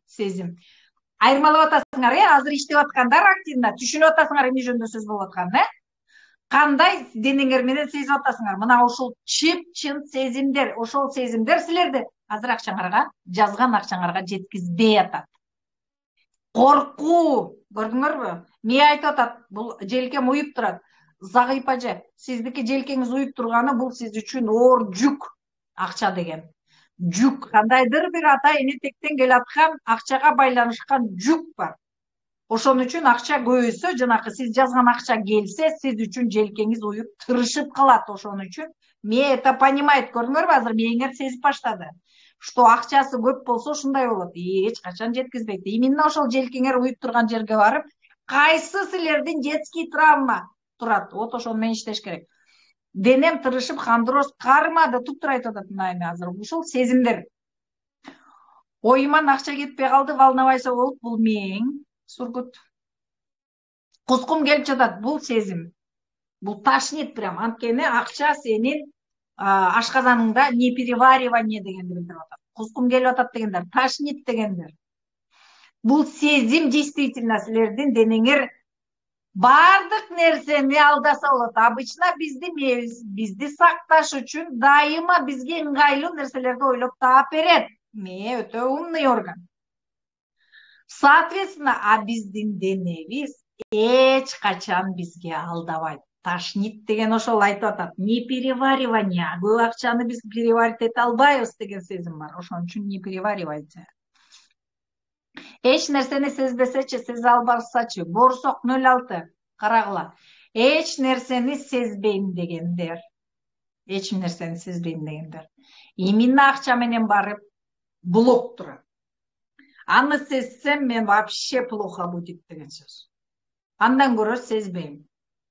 Заблокировала. Түшүнүктүүбү?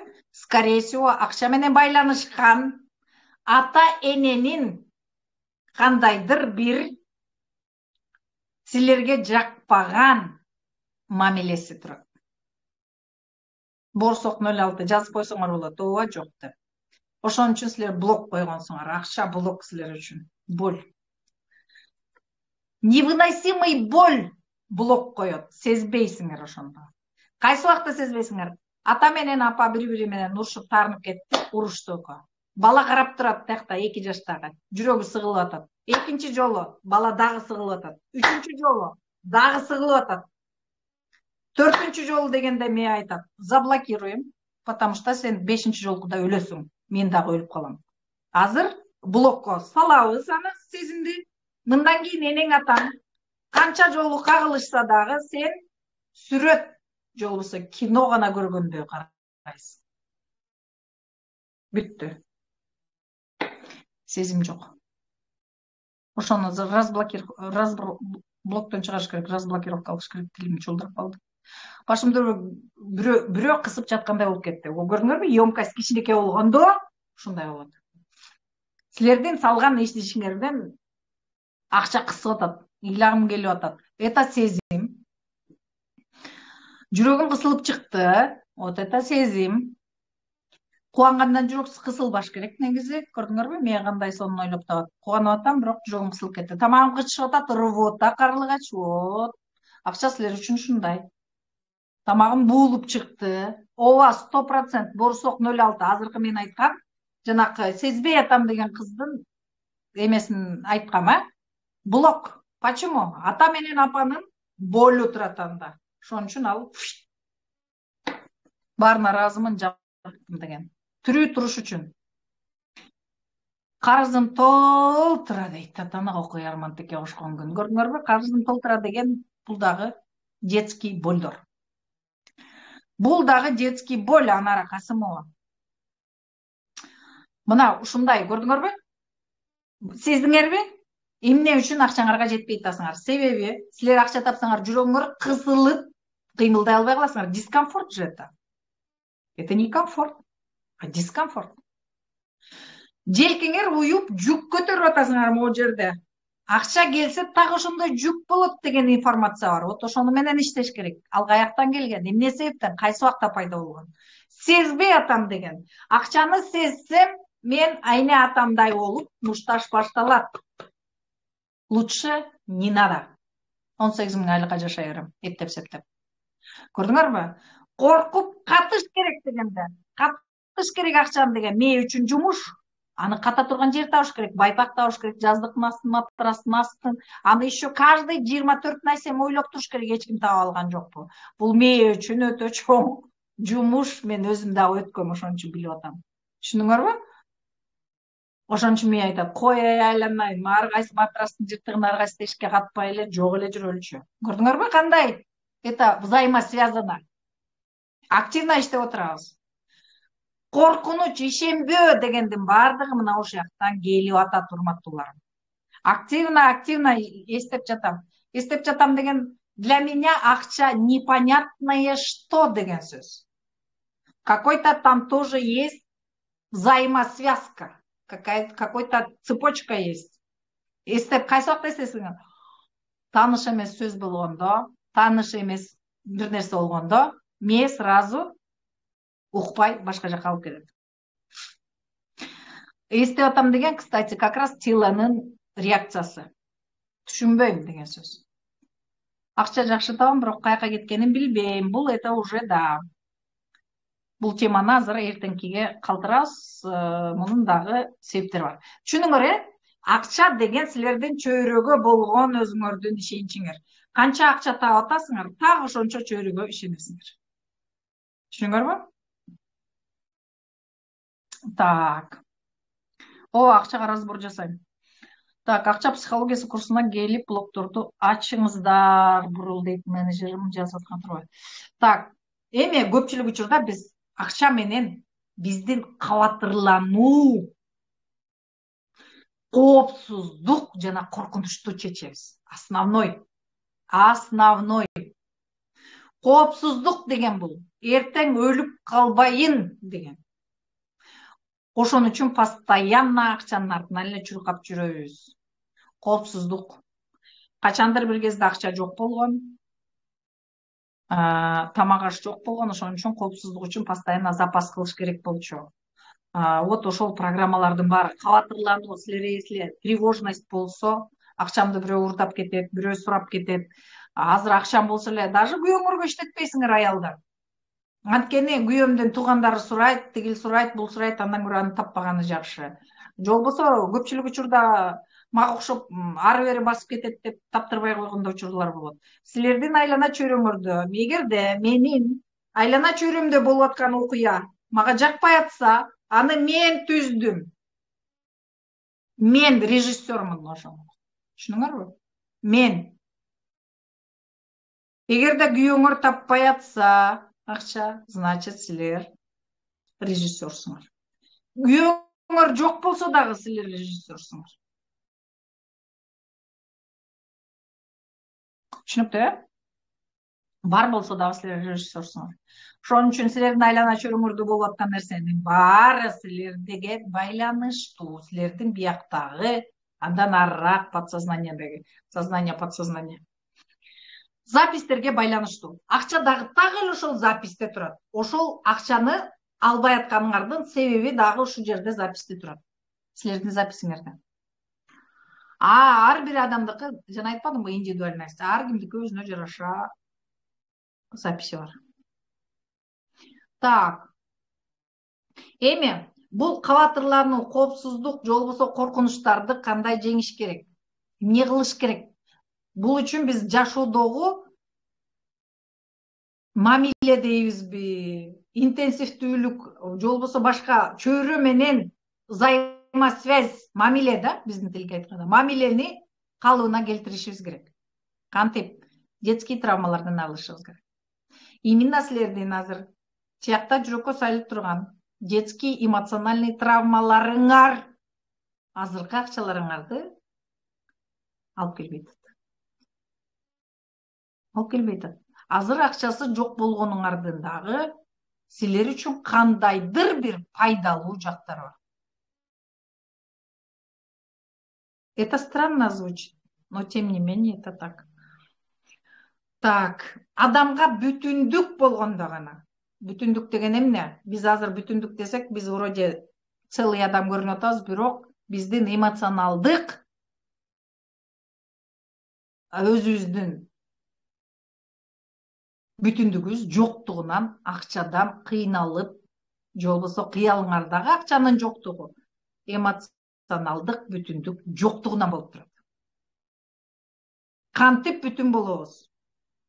Кантип баарын чогултабыз? Ушул азыр физикалык түрдө көрүнүп тургандай болуп, биздин эмоционалдык дагы, биздин менталдык өзүбүздүн бүтүндүгүбүздү чогултушубуз керек. Бул детский травмалардан арылыш керек. Бул таарынычтар, күнөөлүү сезимдер, же болбосо ушул сыяктуу. Акчанын психологиясын окуп, кайсы убакта акча кандай келет, кантип оңой эле тапсак болот. Көп иштеген адамдар көп таппайт экен. Эгерде силерде акчаңар эле көп болуп, мамиле жакшы болбосо, менин мурункумдай,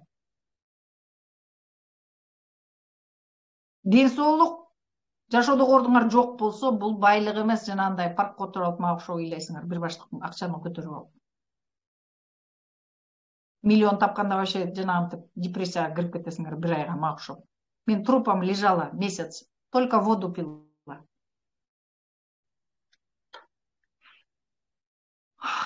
Вот. Кайсы убакта силер бай болосуңар?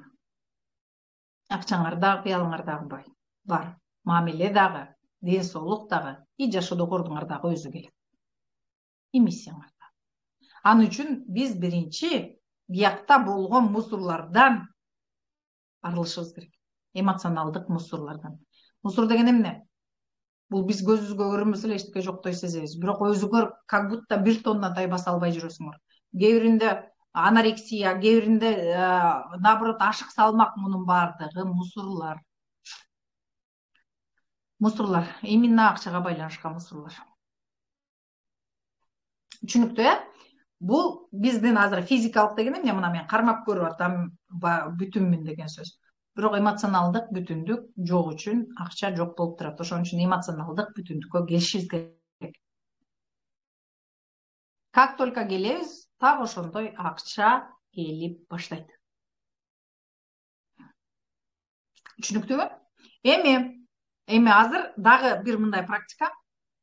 Силер ошончо акча табыш үчүн кандай десем, чөйрөңөргө ишенич беришиңер керек. Ошончолук чоңойтушуңар керек. Азыркы 50 миң таап атсаңар, 2 эсе чоңойтушуңар керек ишеничти. Азыр дагы сезимдер менен иштейбиз. Көңүл бөлүп, жакшылап угуп турасыңар. Жашоодогу чөйрө менен болгон мамилени вот азыр жазганыңардай чоңойтосуңар. ана сезимдериңерди байкайсыңар. Кантип мына эгер 50 миң таап атсаң 100 миң тапкың келип атат деп жазыңар, 100 миң болгондо чөйрөңөргө ишеничти кеңейткиле. Кандай болот экен? Сезимдериңерге көңүл бөлгүлө.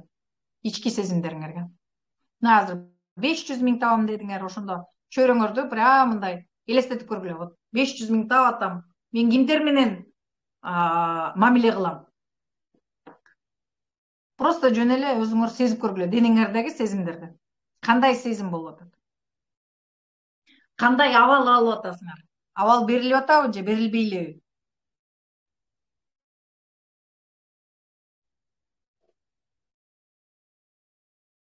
Ошончо силер айлана чөйрөңөргө ишенич бере аласыңарбы? Бере алып атасыңарбы?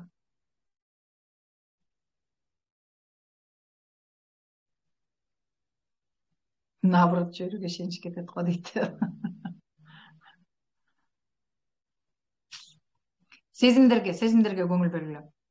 Кыялдагы акчанын жоктугу эмне жөнүндө ийнимден бирөө баскан сейт. Көрдүңөрбү?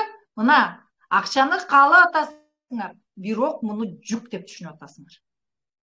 Жөн эле. Муну жүк деп түшүнгөн үчүн ийнимен бирөө басат. Көрдүңөрбү? Мени хочет, чтоб силерде давили. Ачылбайм мен дүйнөмө. Не надо ал акчаны деп атасыңар.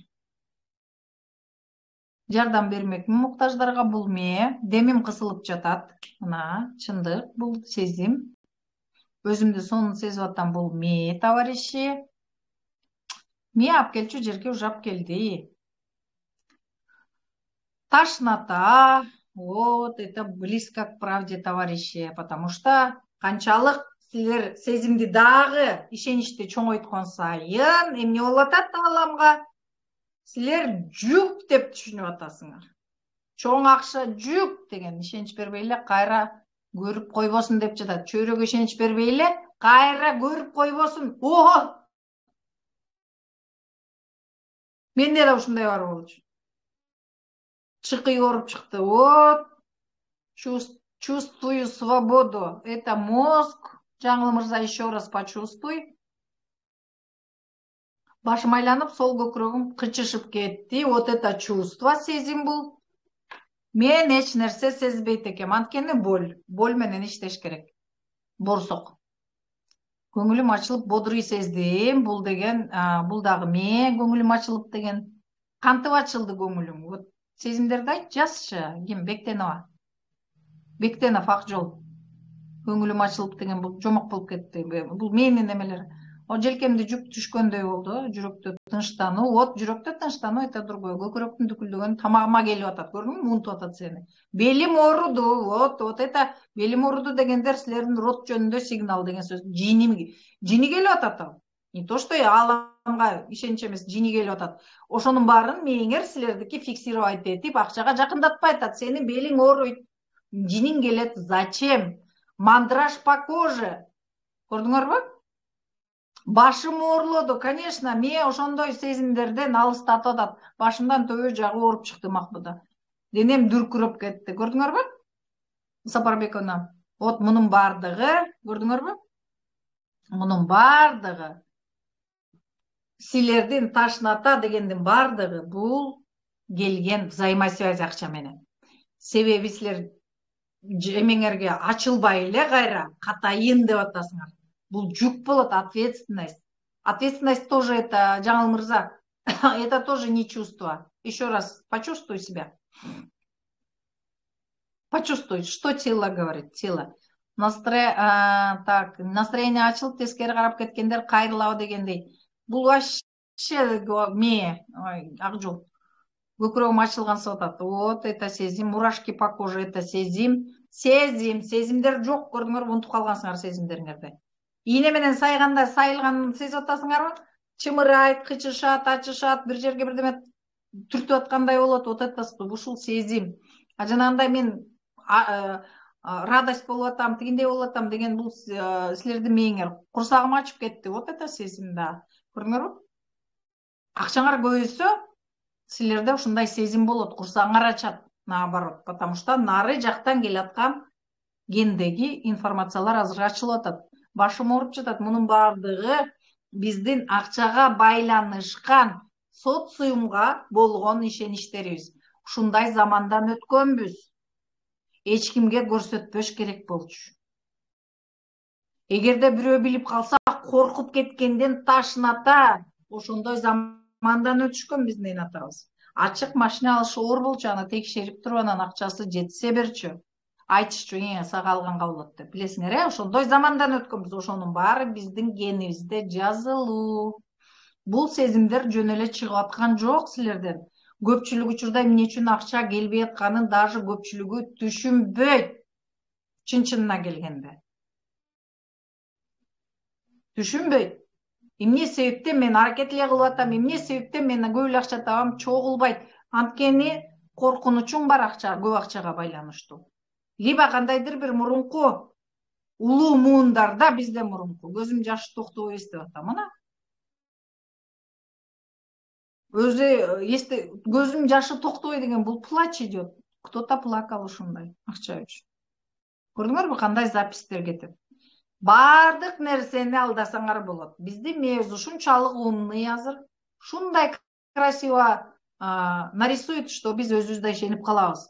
Но бирок телоны эч кимиңер алдай албайсыңар. Телоны эч кимиңер алдай албайсыңар. Телода бүт запись как раз таки телода турат. Денеңерде, мен айтам го жанагы, контурный карта дене дегенде. Денеңердеги информация силерде азыр акчаңарга жеткирбей турат. Ооба, сыртыбыздан баарыбыз окшош эле адам болуп турабыз. Но силердин денеңердеги эмоционалдык запистер, жазуулар иштеп атат. Ошон үчүн акчаңарга жете албай турасыңар азыр. Кенеде акчаны кайгына жеткирем деген сары сана дейт. Жылдыз, бул силердин мээңер. Сезимдер менен иштейбиз. Хорошо, сезимдер менен иштегендер кичине түшүнүк пайда болду деп ойлоп атам азыр. Туурабы? Кана плюс басып ийгилечи, кичине түшүнүк болдубу? Кыялдагы акчанын жоктугу силердин балалык травмаларыңар жөнүндөгү белги. Түшүнүктүүбү? Плюс дейт. Кичине түшүнүк болгондор айткылачы, ооба, мен кичине тияктан что-то там бир лампочка күйдү кичинекей болсо да дегендер. Плюсту басып ийгилечи, плюс, ооба, жүрөк.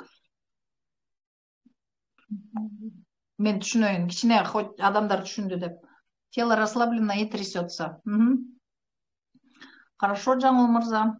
Трясется, это уже чувство. Да, плюс. Кичине мындай кетти, бир лампочка күйдү дегендер. Так, плюс.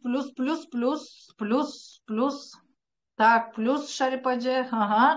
Көрдүңөрбү, эмне себептен акчадан алыс болуп атам дегендер. Түшүндүм дейт. Хорошо, ооба, түшүнүк ойгонду. Сонун.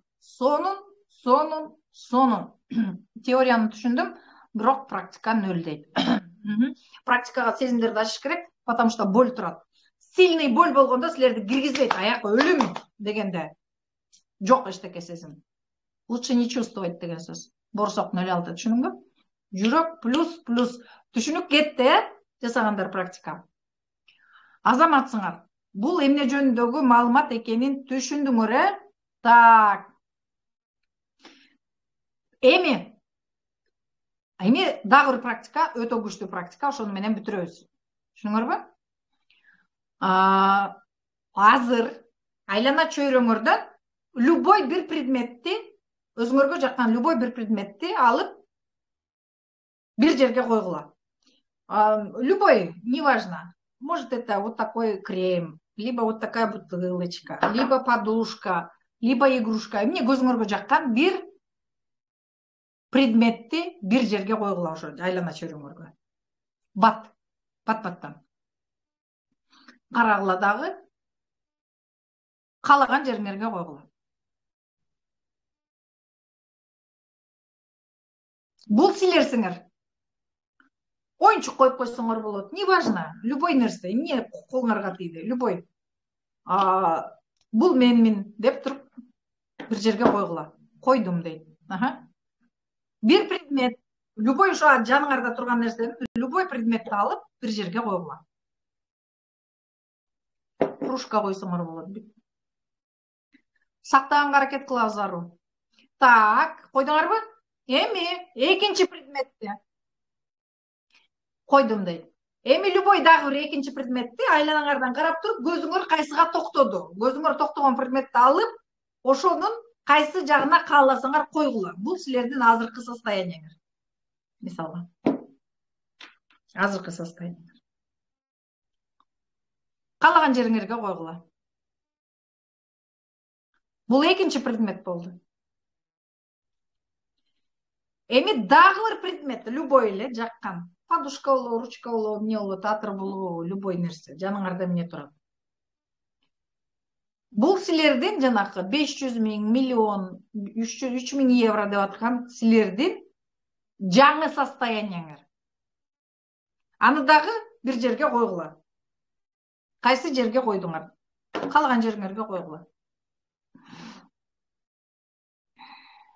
Койдуңар, Койдум, молодцы. Эми бул биринчи силерсиңер. Биринчи коюлган предмет силерсиңер. Экинчи азыркы силердин абалыңар.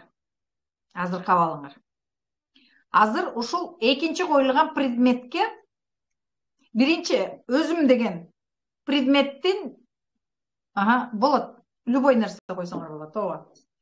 Ким каягында турат экен көргүлө эми.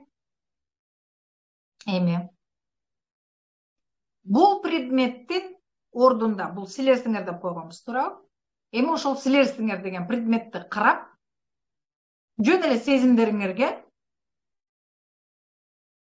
көңүл койгула. Сезимдерге. Бул силерсиңер. Кандай сезим болуп атат? Просто сезим. Мээ эмес, жакшы, сонун, кайфово, туда-сюда, бул мээ. Денеңерде кандай сезим болуп атат? Бул силер жөнүндө. Вот биринчи предметти карагыла дагы сезимдерге көңүл бөлгүлө. Желательно ручка менен жазып койсоңор жакшы болот. Көз талып жатат. Джонни дефект, тебе нельзя смотреть деген сигнал бар. Көрдүңбү? Көз талып жатат. Өзүңөр ар ким өзүнүн сезим, көз талып жатат, бул сезим, туура. Уже Джонни подключился. Молодец. Сезимдерди жазабыз. Денедеги сезим. Оң көзүмө жаш келди. Атаң жөнүндө сигнал. Жумшак. Хорошо. Ыйлагым келди. Вот сезимдерди жазабыз. Молодцы. Денедеги сезим. Денени сезгиле, башкача айтканда. Тошнит — это сезим, правильно? Сезим. Биринчи койгон предметиңер силерсиңер. Сезимдерди, вот. Спокойствие. Спокойствие. Денеде кандай сезип атасыңар, Сабирова? Спокойствие. Көзүм тегерек ооруп атат. Алым куруп калды. Вот. Мышык ыйлагыдай абал. Капалуу кайгылуу. Мурашки еще и правда дейт. Чарчап турам. Ушул предмет мага жардам берчүдөй. Конечно, ыйлагым келди. Ыйлоо. Кайдыгер карадым. Ичим уйгу-туйгу болуп кетти. В груди волнение. Запах непонятный, висок зачесался. Вот это все чувства. Молодцы, подключились. Жүрөгүм титиреп кетти. Тошнота. Оң бутум чымырап кетти. Оң көзүм таптып жатат. Төбөм оорлошту. Башым ооруп кетти. Ашказаным уйгу-туйгу. Уйкум келгендей. Тартып, көзгө жаш келди дейт. Мына ушул сезимдериңер, мына азыркы силердин абалыңар, мышык ыйлагыдай, ойлонуп тургандай. Көрдүңөрбү? Көзгө жаш келди. Бул силердин азыркы состояниеңер, багаж менен турасыңар. Багаж. Көрдүңөрбү? Душа радуется, спать хочу, это мозг. Эч нерсе сезбей атам, там какой-то блок есть. Ойлонуп тургандай. Так, карагыла эми. Ушул состояниеңарды акырын бир жерге жазып койгула, потому что силер үчүн информация бул. Эмнегедир капалуу ыйлагым келип жатат. Мына көпчүлүгүңөрдө жаш кетти, уйгу-туйгу, бул акча жөнүндө. Силердин денеңерде жакшы запись жок дегенди билдирип атат. Алаканы мысып чыкты жакшы. жеткен угуп жөтөлдүм это возражение эмнегедир ыйлам келди давление көтөрүлдү окшойт көрдүңөрбү бул силердин денеңер алып жүргөн информация жөнүндө азыр кайтарым байланыш алдыңар өзүңөр жөнүндө түшүнүктүүбү кубануу да жок сүйүнүү дагы жок спокойно отурам спокойно деген бул какой то катып калган эме да Сабирова катып калган башкача айтканда какое то непонятное состояние да дарымды ичейин дейт көрдүңөрбү кээ бириңерде давление көтөрүлүп кетти бул состояние который силердин денеңерге запись болгон так денеңерди окуганды үйрөтүп атам азыр бул маанилүү моменттер жакшылап көңүл бурабыз эми экинчи предмет бул силердин азыркы абалыңар эмне үчүн ыйлагым келди көзүңөрдөн жаш агып атат анткени ошондой состояниедесиңер башыңар айланган эми биринчи изжога көрдүңөрбү Люба сен үчүн акча это прям очень нехорошая вещь была тогда там түшүнүктүүбү эми экинчи предметке барабыз эмес просто экинчи предмет азыр просто ошол азыркы абалыңар ооба дейт тигине экинчи предмет бул азыркы таап аткан акчаңар азыркы финансылык состояниеңер азыр сезимдериңер өзгөрөт сезим менен иштеп аткандар мына сезим каякта экенин түшүнүп баштайсыңар азыр сезим экинчи предметтесиңер азыр сезимдериңерге көңүл бөлгүлө азыркы таап аткан акчаңар азыркы доходуңар башкача айтканда кирешеңер таң калгандай ойлонуп калдым так айтып атат дагы экинчи предметтесиңер азыр сезимдер менен иштейбиз эки колумдун алы жок конечно өтө аз акчаң анткени руки опускаются жакпай атат так жакпай атат деген кандай сезимдерге денени описывать эткиле эстеп көзүмө жаш толду Венера жүзүмө жылмаюу келди так жылмаюу келди это какое состояние заколка жемчугун коюп алгам карасам эле нежность болуп жатат нежность тердеп чыктым эмне дешти билбей калдым мойнум кыйшайгандай грусть күлкүм келип атат бетим кызарып кетти азыркы состояниең күлкүнүчтүү Сабирова акчам туурабы сен үчүн өтө күлкүлүү сезим көкүрөктүн дүкүлдөгөнү эч басылбай койду көрдүңбү акчага кандай коркунуч бар Джонни анан акчам каякта биринчи предметтен көлөм боюнча чоңураак экинчи предмет сайгылашып бар жагын окуй албай калдым так бетим кызарып кетти уяласыңар күмүшай акчадан коркосуң уяласың жан дүйнөм тынч болгондой Нургүл денеде кандай сезим белим талып кетти ак жол көрдүңбү жүк азыркы көтөрүп бараткан акчаң жакпайт жүк сен үчүн это ичим уйгу беспокоюсь экинчи кошелек жүрөгүм сайгылашып атат так ичим уйгу сүйүнгөндөй болдум Азиза мен менен иштеп атасың жалаң сол колумдун алы жок апа жактан келаткан программа 6556 так сол колум ичканага оорулушуп жеркем кычышты апа жактан Нургуз эстеп атам көзүмөн жаш агып азыркы состояниең жакпайт Абдрахманова так Мира мен дем алып дем чыгарган сайын алаканым ысып атат плюс минус энергия бар алаканыңда так Гүлнур башым оор болуп калды го и так тошнит Гүлнур акча боюнча жакшы эмес программалар бар родовойдон келатат карлыгач бутум денем ылдый агып жатат көрдүңөрбү кандай азыркы эки колум оорулоодо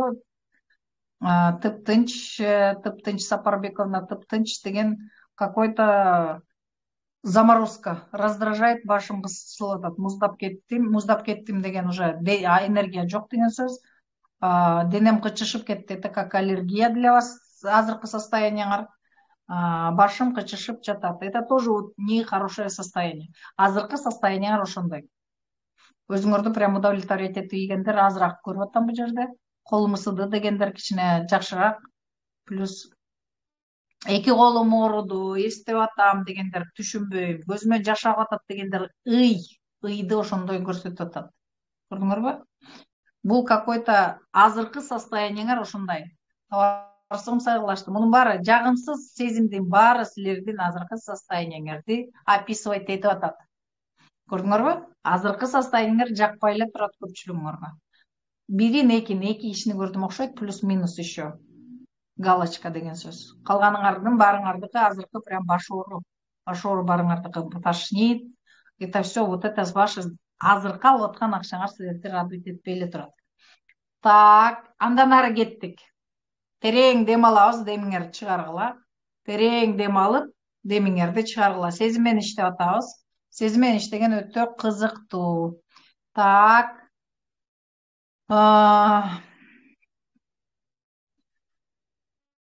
Оормун дегендердин баары, мойнум оорлоп жатат дегендин баары азыр прям жүк көтөрүп баратасыңар. Азыркы состояниеңер акча силер үчүн жүк. Азыркы состояние, потому что либо аз, либо какой-то оорчулук менен келип атат, либо жүрөк оору менен келип атат. Эми азыр үчүнчү состоянияга өттүк. Жанагы жазган акчаңардын состояниясына келдик. Үчүнчү предмет. Үчүнчү предметти карап туруп, азыр ошол сезимдерге киргиле. Ким 500 миң деп жазган, ким 100 миң деген, ким 50 миң айына деген, ким 90 миң жумасына деген. Вот ошол состоянияңар. Үчүнчү предметти азыр сезгиле. Сезим. Азыр силер үчүнчү предметсиңер. Үчүнчү предмет болгондо кандай болуп атасыңар? Сезимдер. Денедеги сезимдер. Эмне үчүн сезимдер менен иштеп атканда азыр бүткөндө айтамын.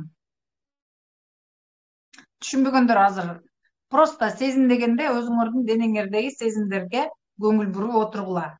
Бул өтө интересный, бул баардыгыңарды ийгиликке жеткире турган нерсе. Башка эчтеке мындай иштебейт. Ошондуктан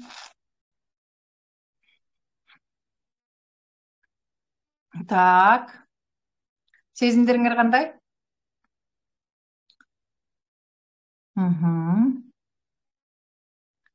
Сактаганга аракет кылабыз. Динозарова. Жүрөккө тынчтануу. Так, бул кандай сезип атасыңар денеде?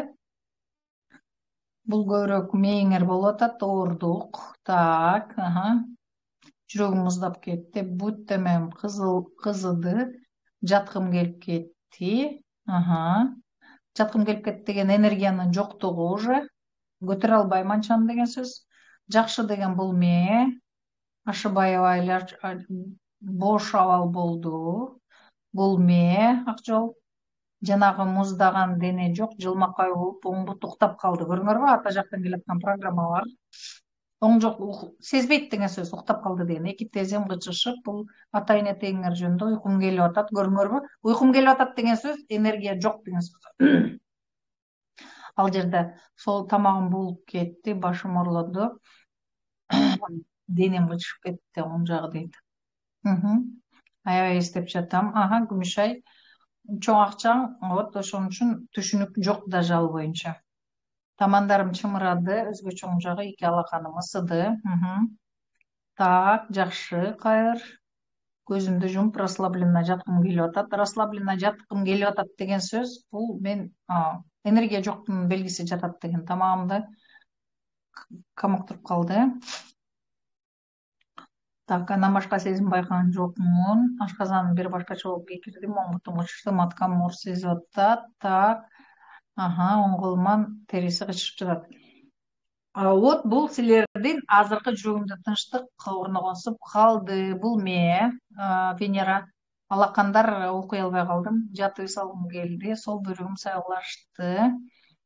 Так, эки бутум ооруду. Эки бутум деген бул уже тамагым болду. Эркин сол көзүм сайгылашып кетти. Көрө албайсыңар, Нургүл. Так. Жүрөк тез соғып чыкты. Көрдүңөрбү, мына бүгүн биз сезимдер менен иштедик. Азыр 3 абалды сездиңер силер. Күтүү сезим болду. Күтүү сезим дегенде эмне? Карагыла.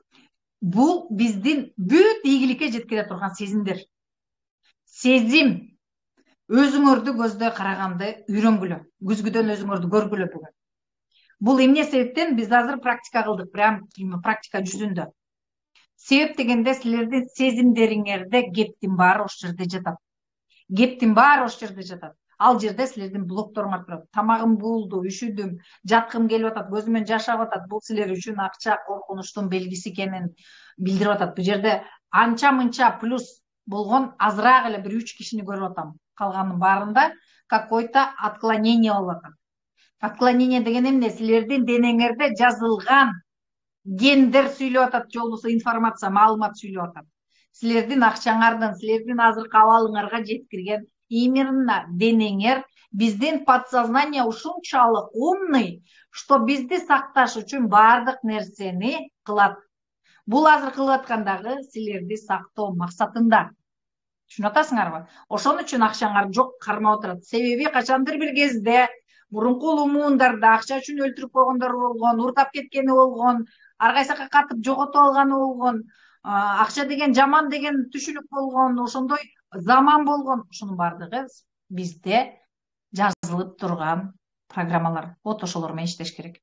Көпчүлүгү бала чактан келаткан жазылган программалардан башталып атат.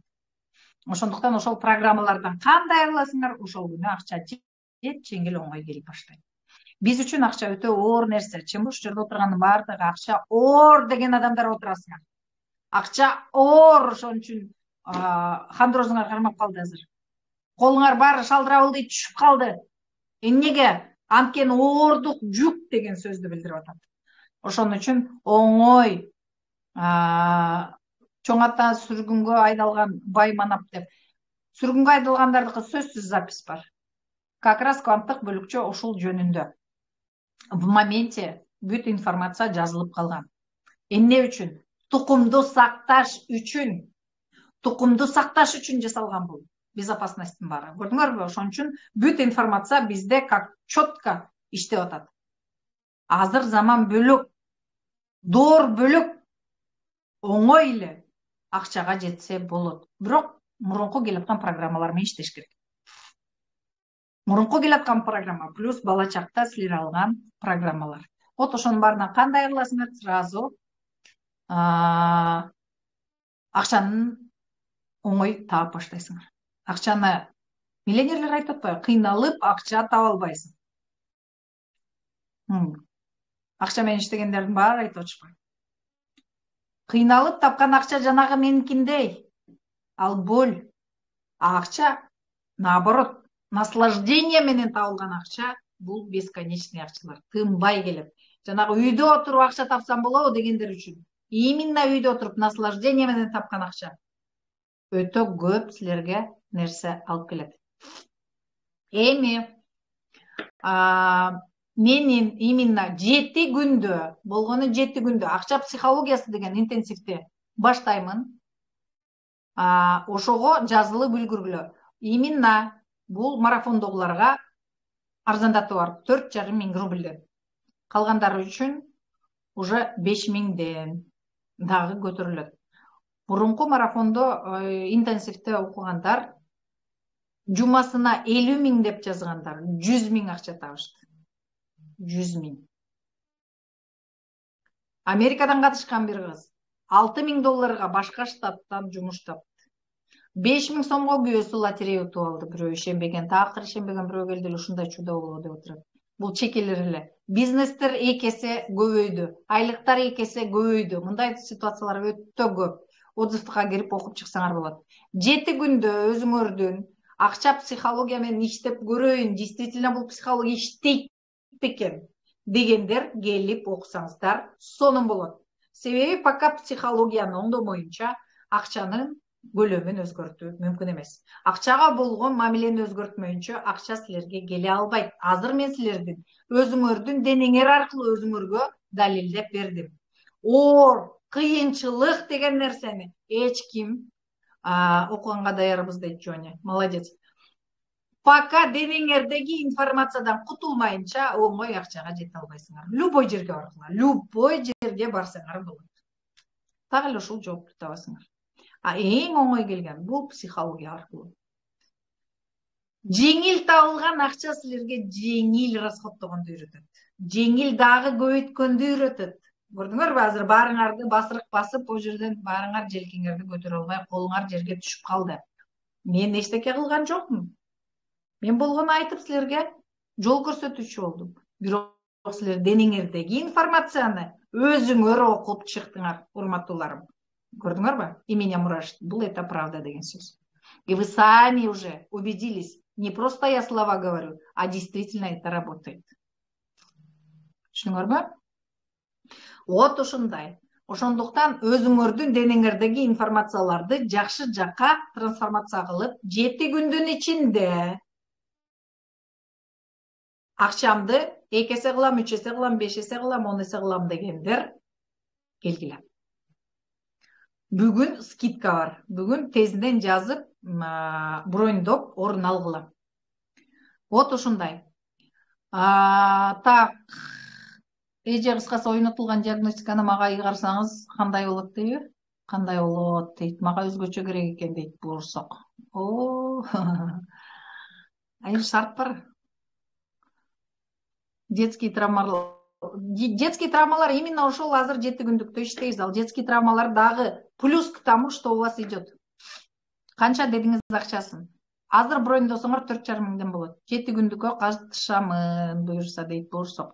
Орун алгыла, мынакей менеджер жазып атат. Бияктан дагы катышам деп телеграмдагылар жазсаңар, менеджерлер азыр связга чыгат. Номер калтырсаңар дагы бат болот өзүңөрдүкүн. Же болбосо мен катышам деп жазсаңар, сразу менеджерлер жазышат.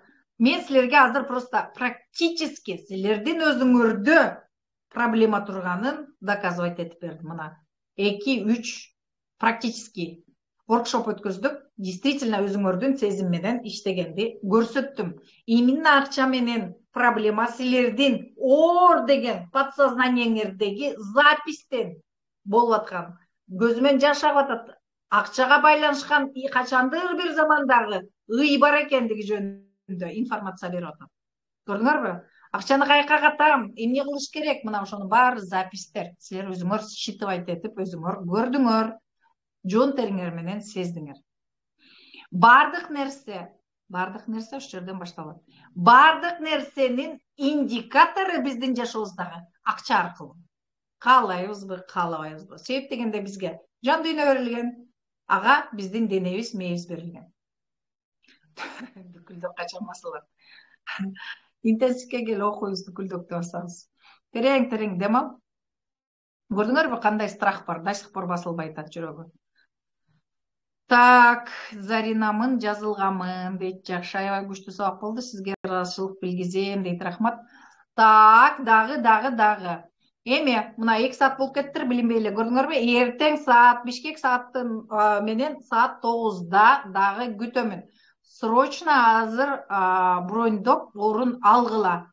Төлөп ордуңарды алгыла. Себеп дегенде мындай окуу, мындай баа менен кийин болбойт. Азыр просто тааныштыруу максатында өткөзүп атамын.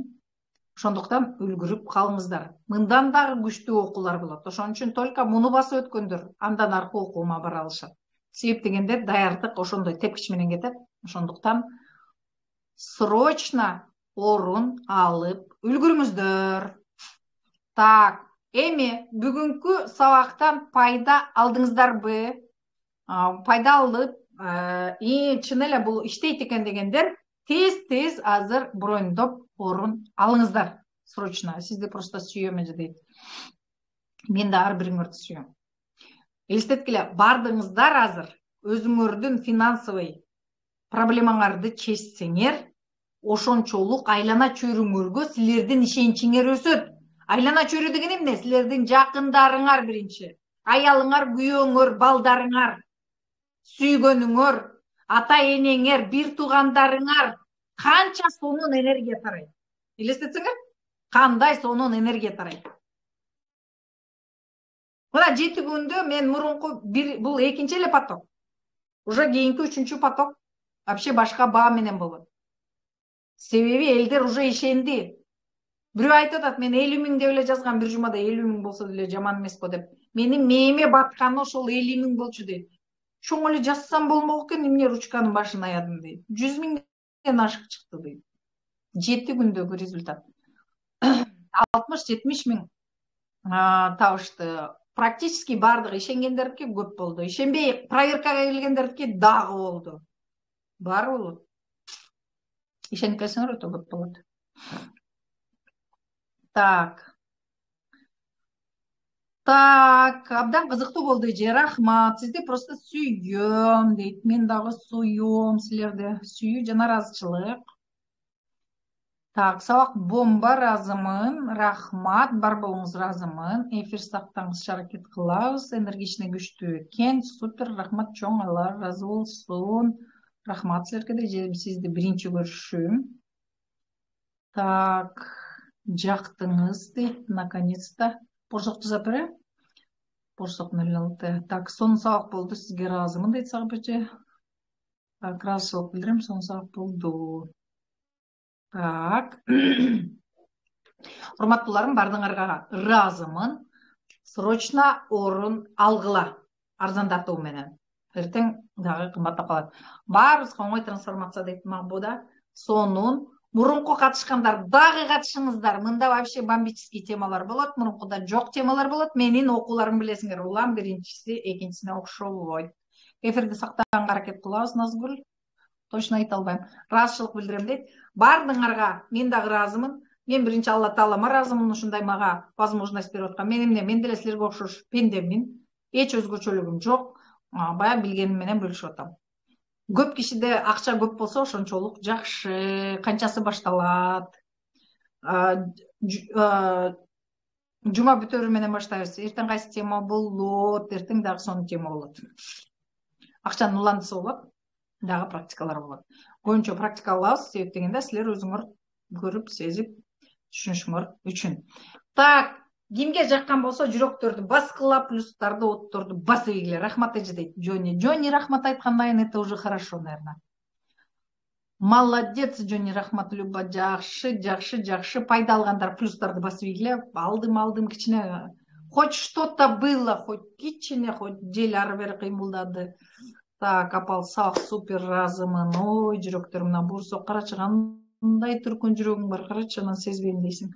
Шарипа эже, ой, Шарипа эже кандайсыз, сонун. Мен да дейт. Срочно акча психологиясы интенсивке жазылга саламатсыз Чолпон эжеке дейт. Сонун окуп бүтпөй калдым. Мира, так, Венера стикер дейт. Карлыгач Сапарбековна, кандайсыңар? Так, сонун. Акча деген сонун темадай. Акча деген керемет да, вай. Мен вообще түшүнбөйм. Акча дегенде прям бомба. Точно бомба. Бул самореализация, товарищи. Аламдын акчасы миллион, миллиард. Миллиард. Бирөө алганды үйрөнүш керек. Барыңар, жакшы көрөм. Эртең күтөм.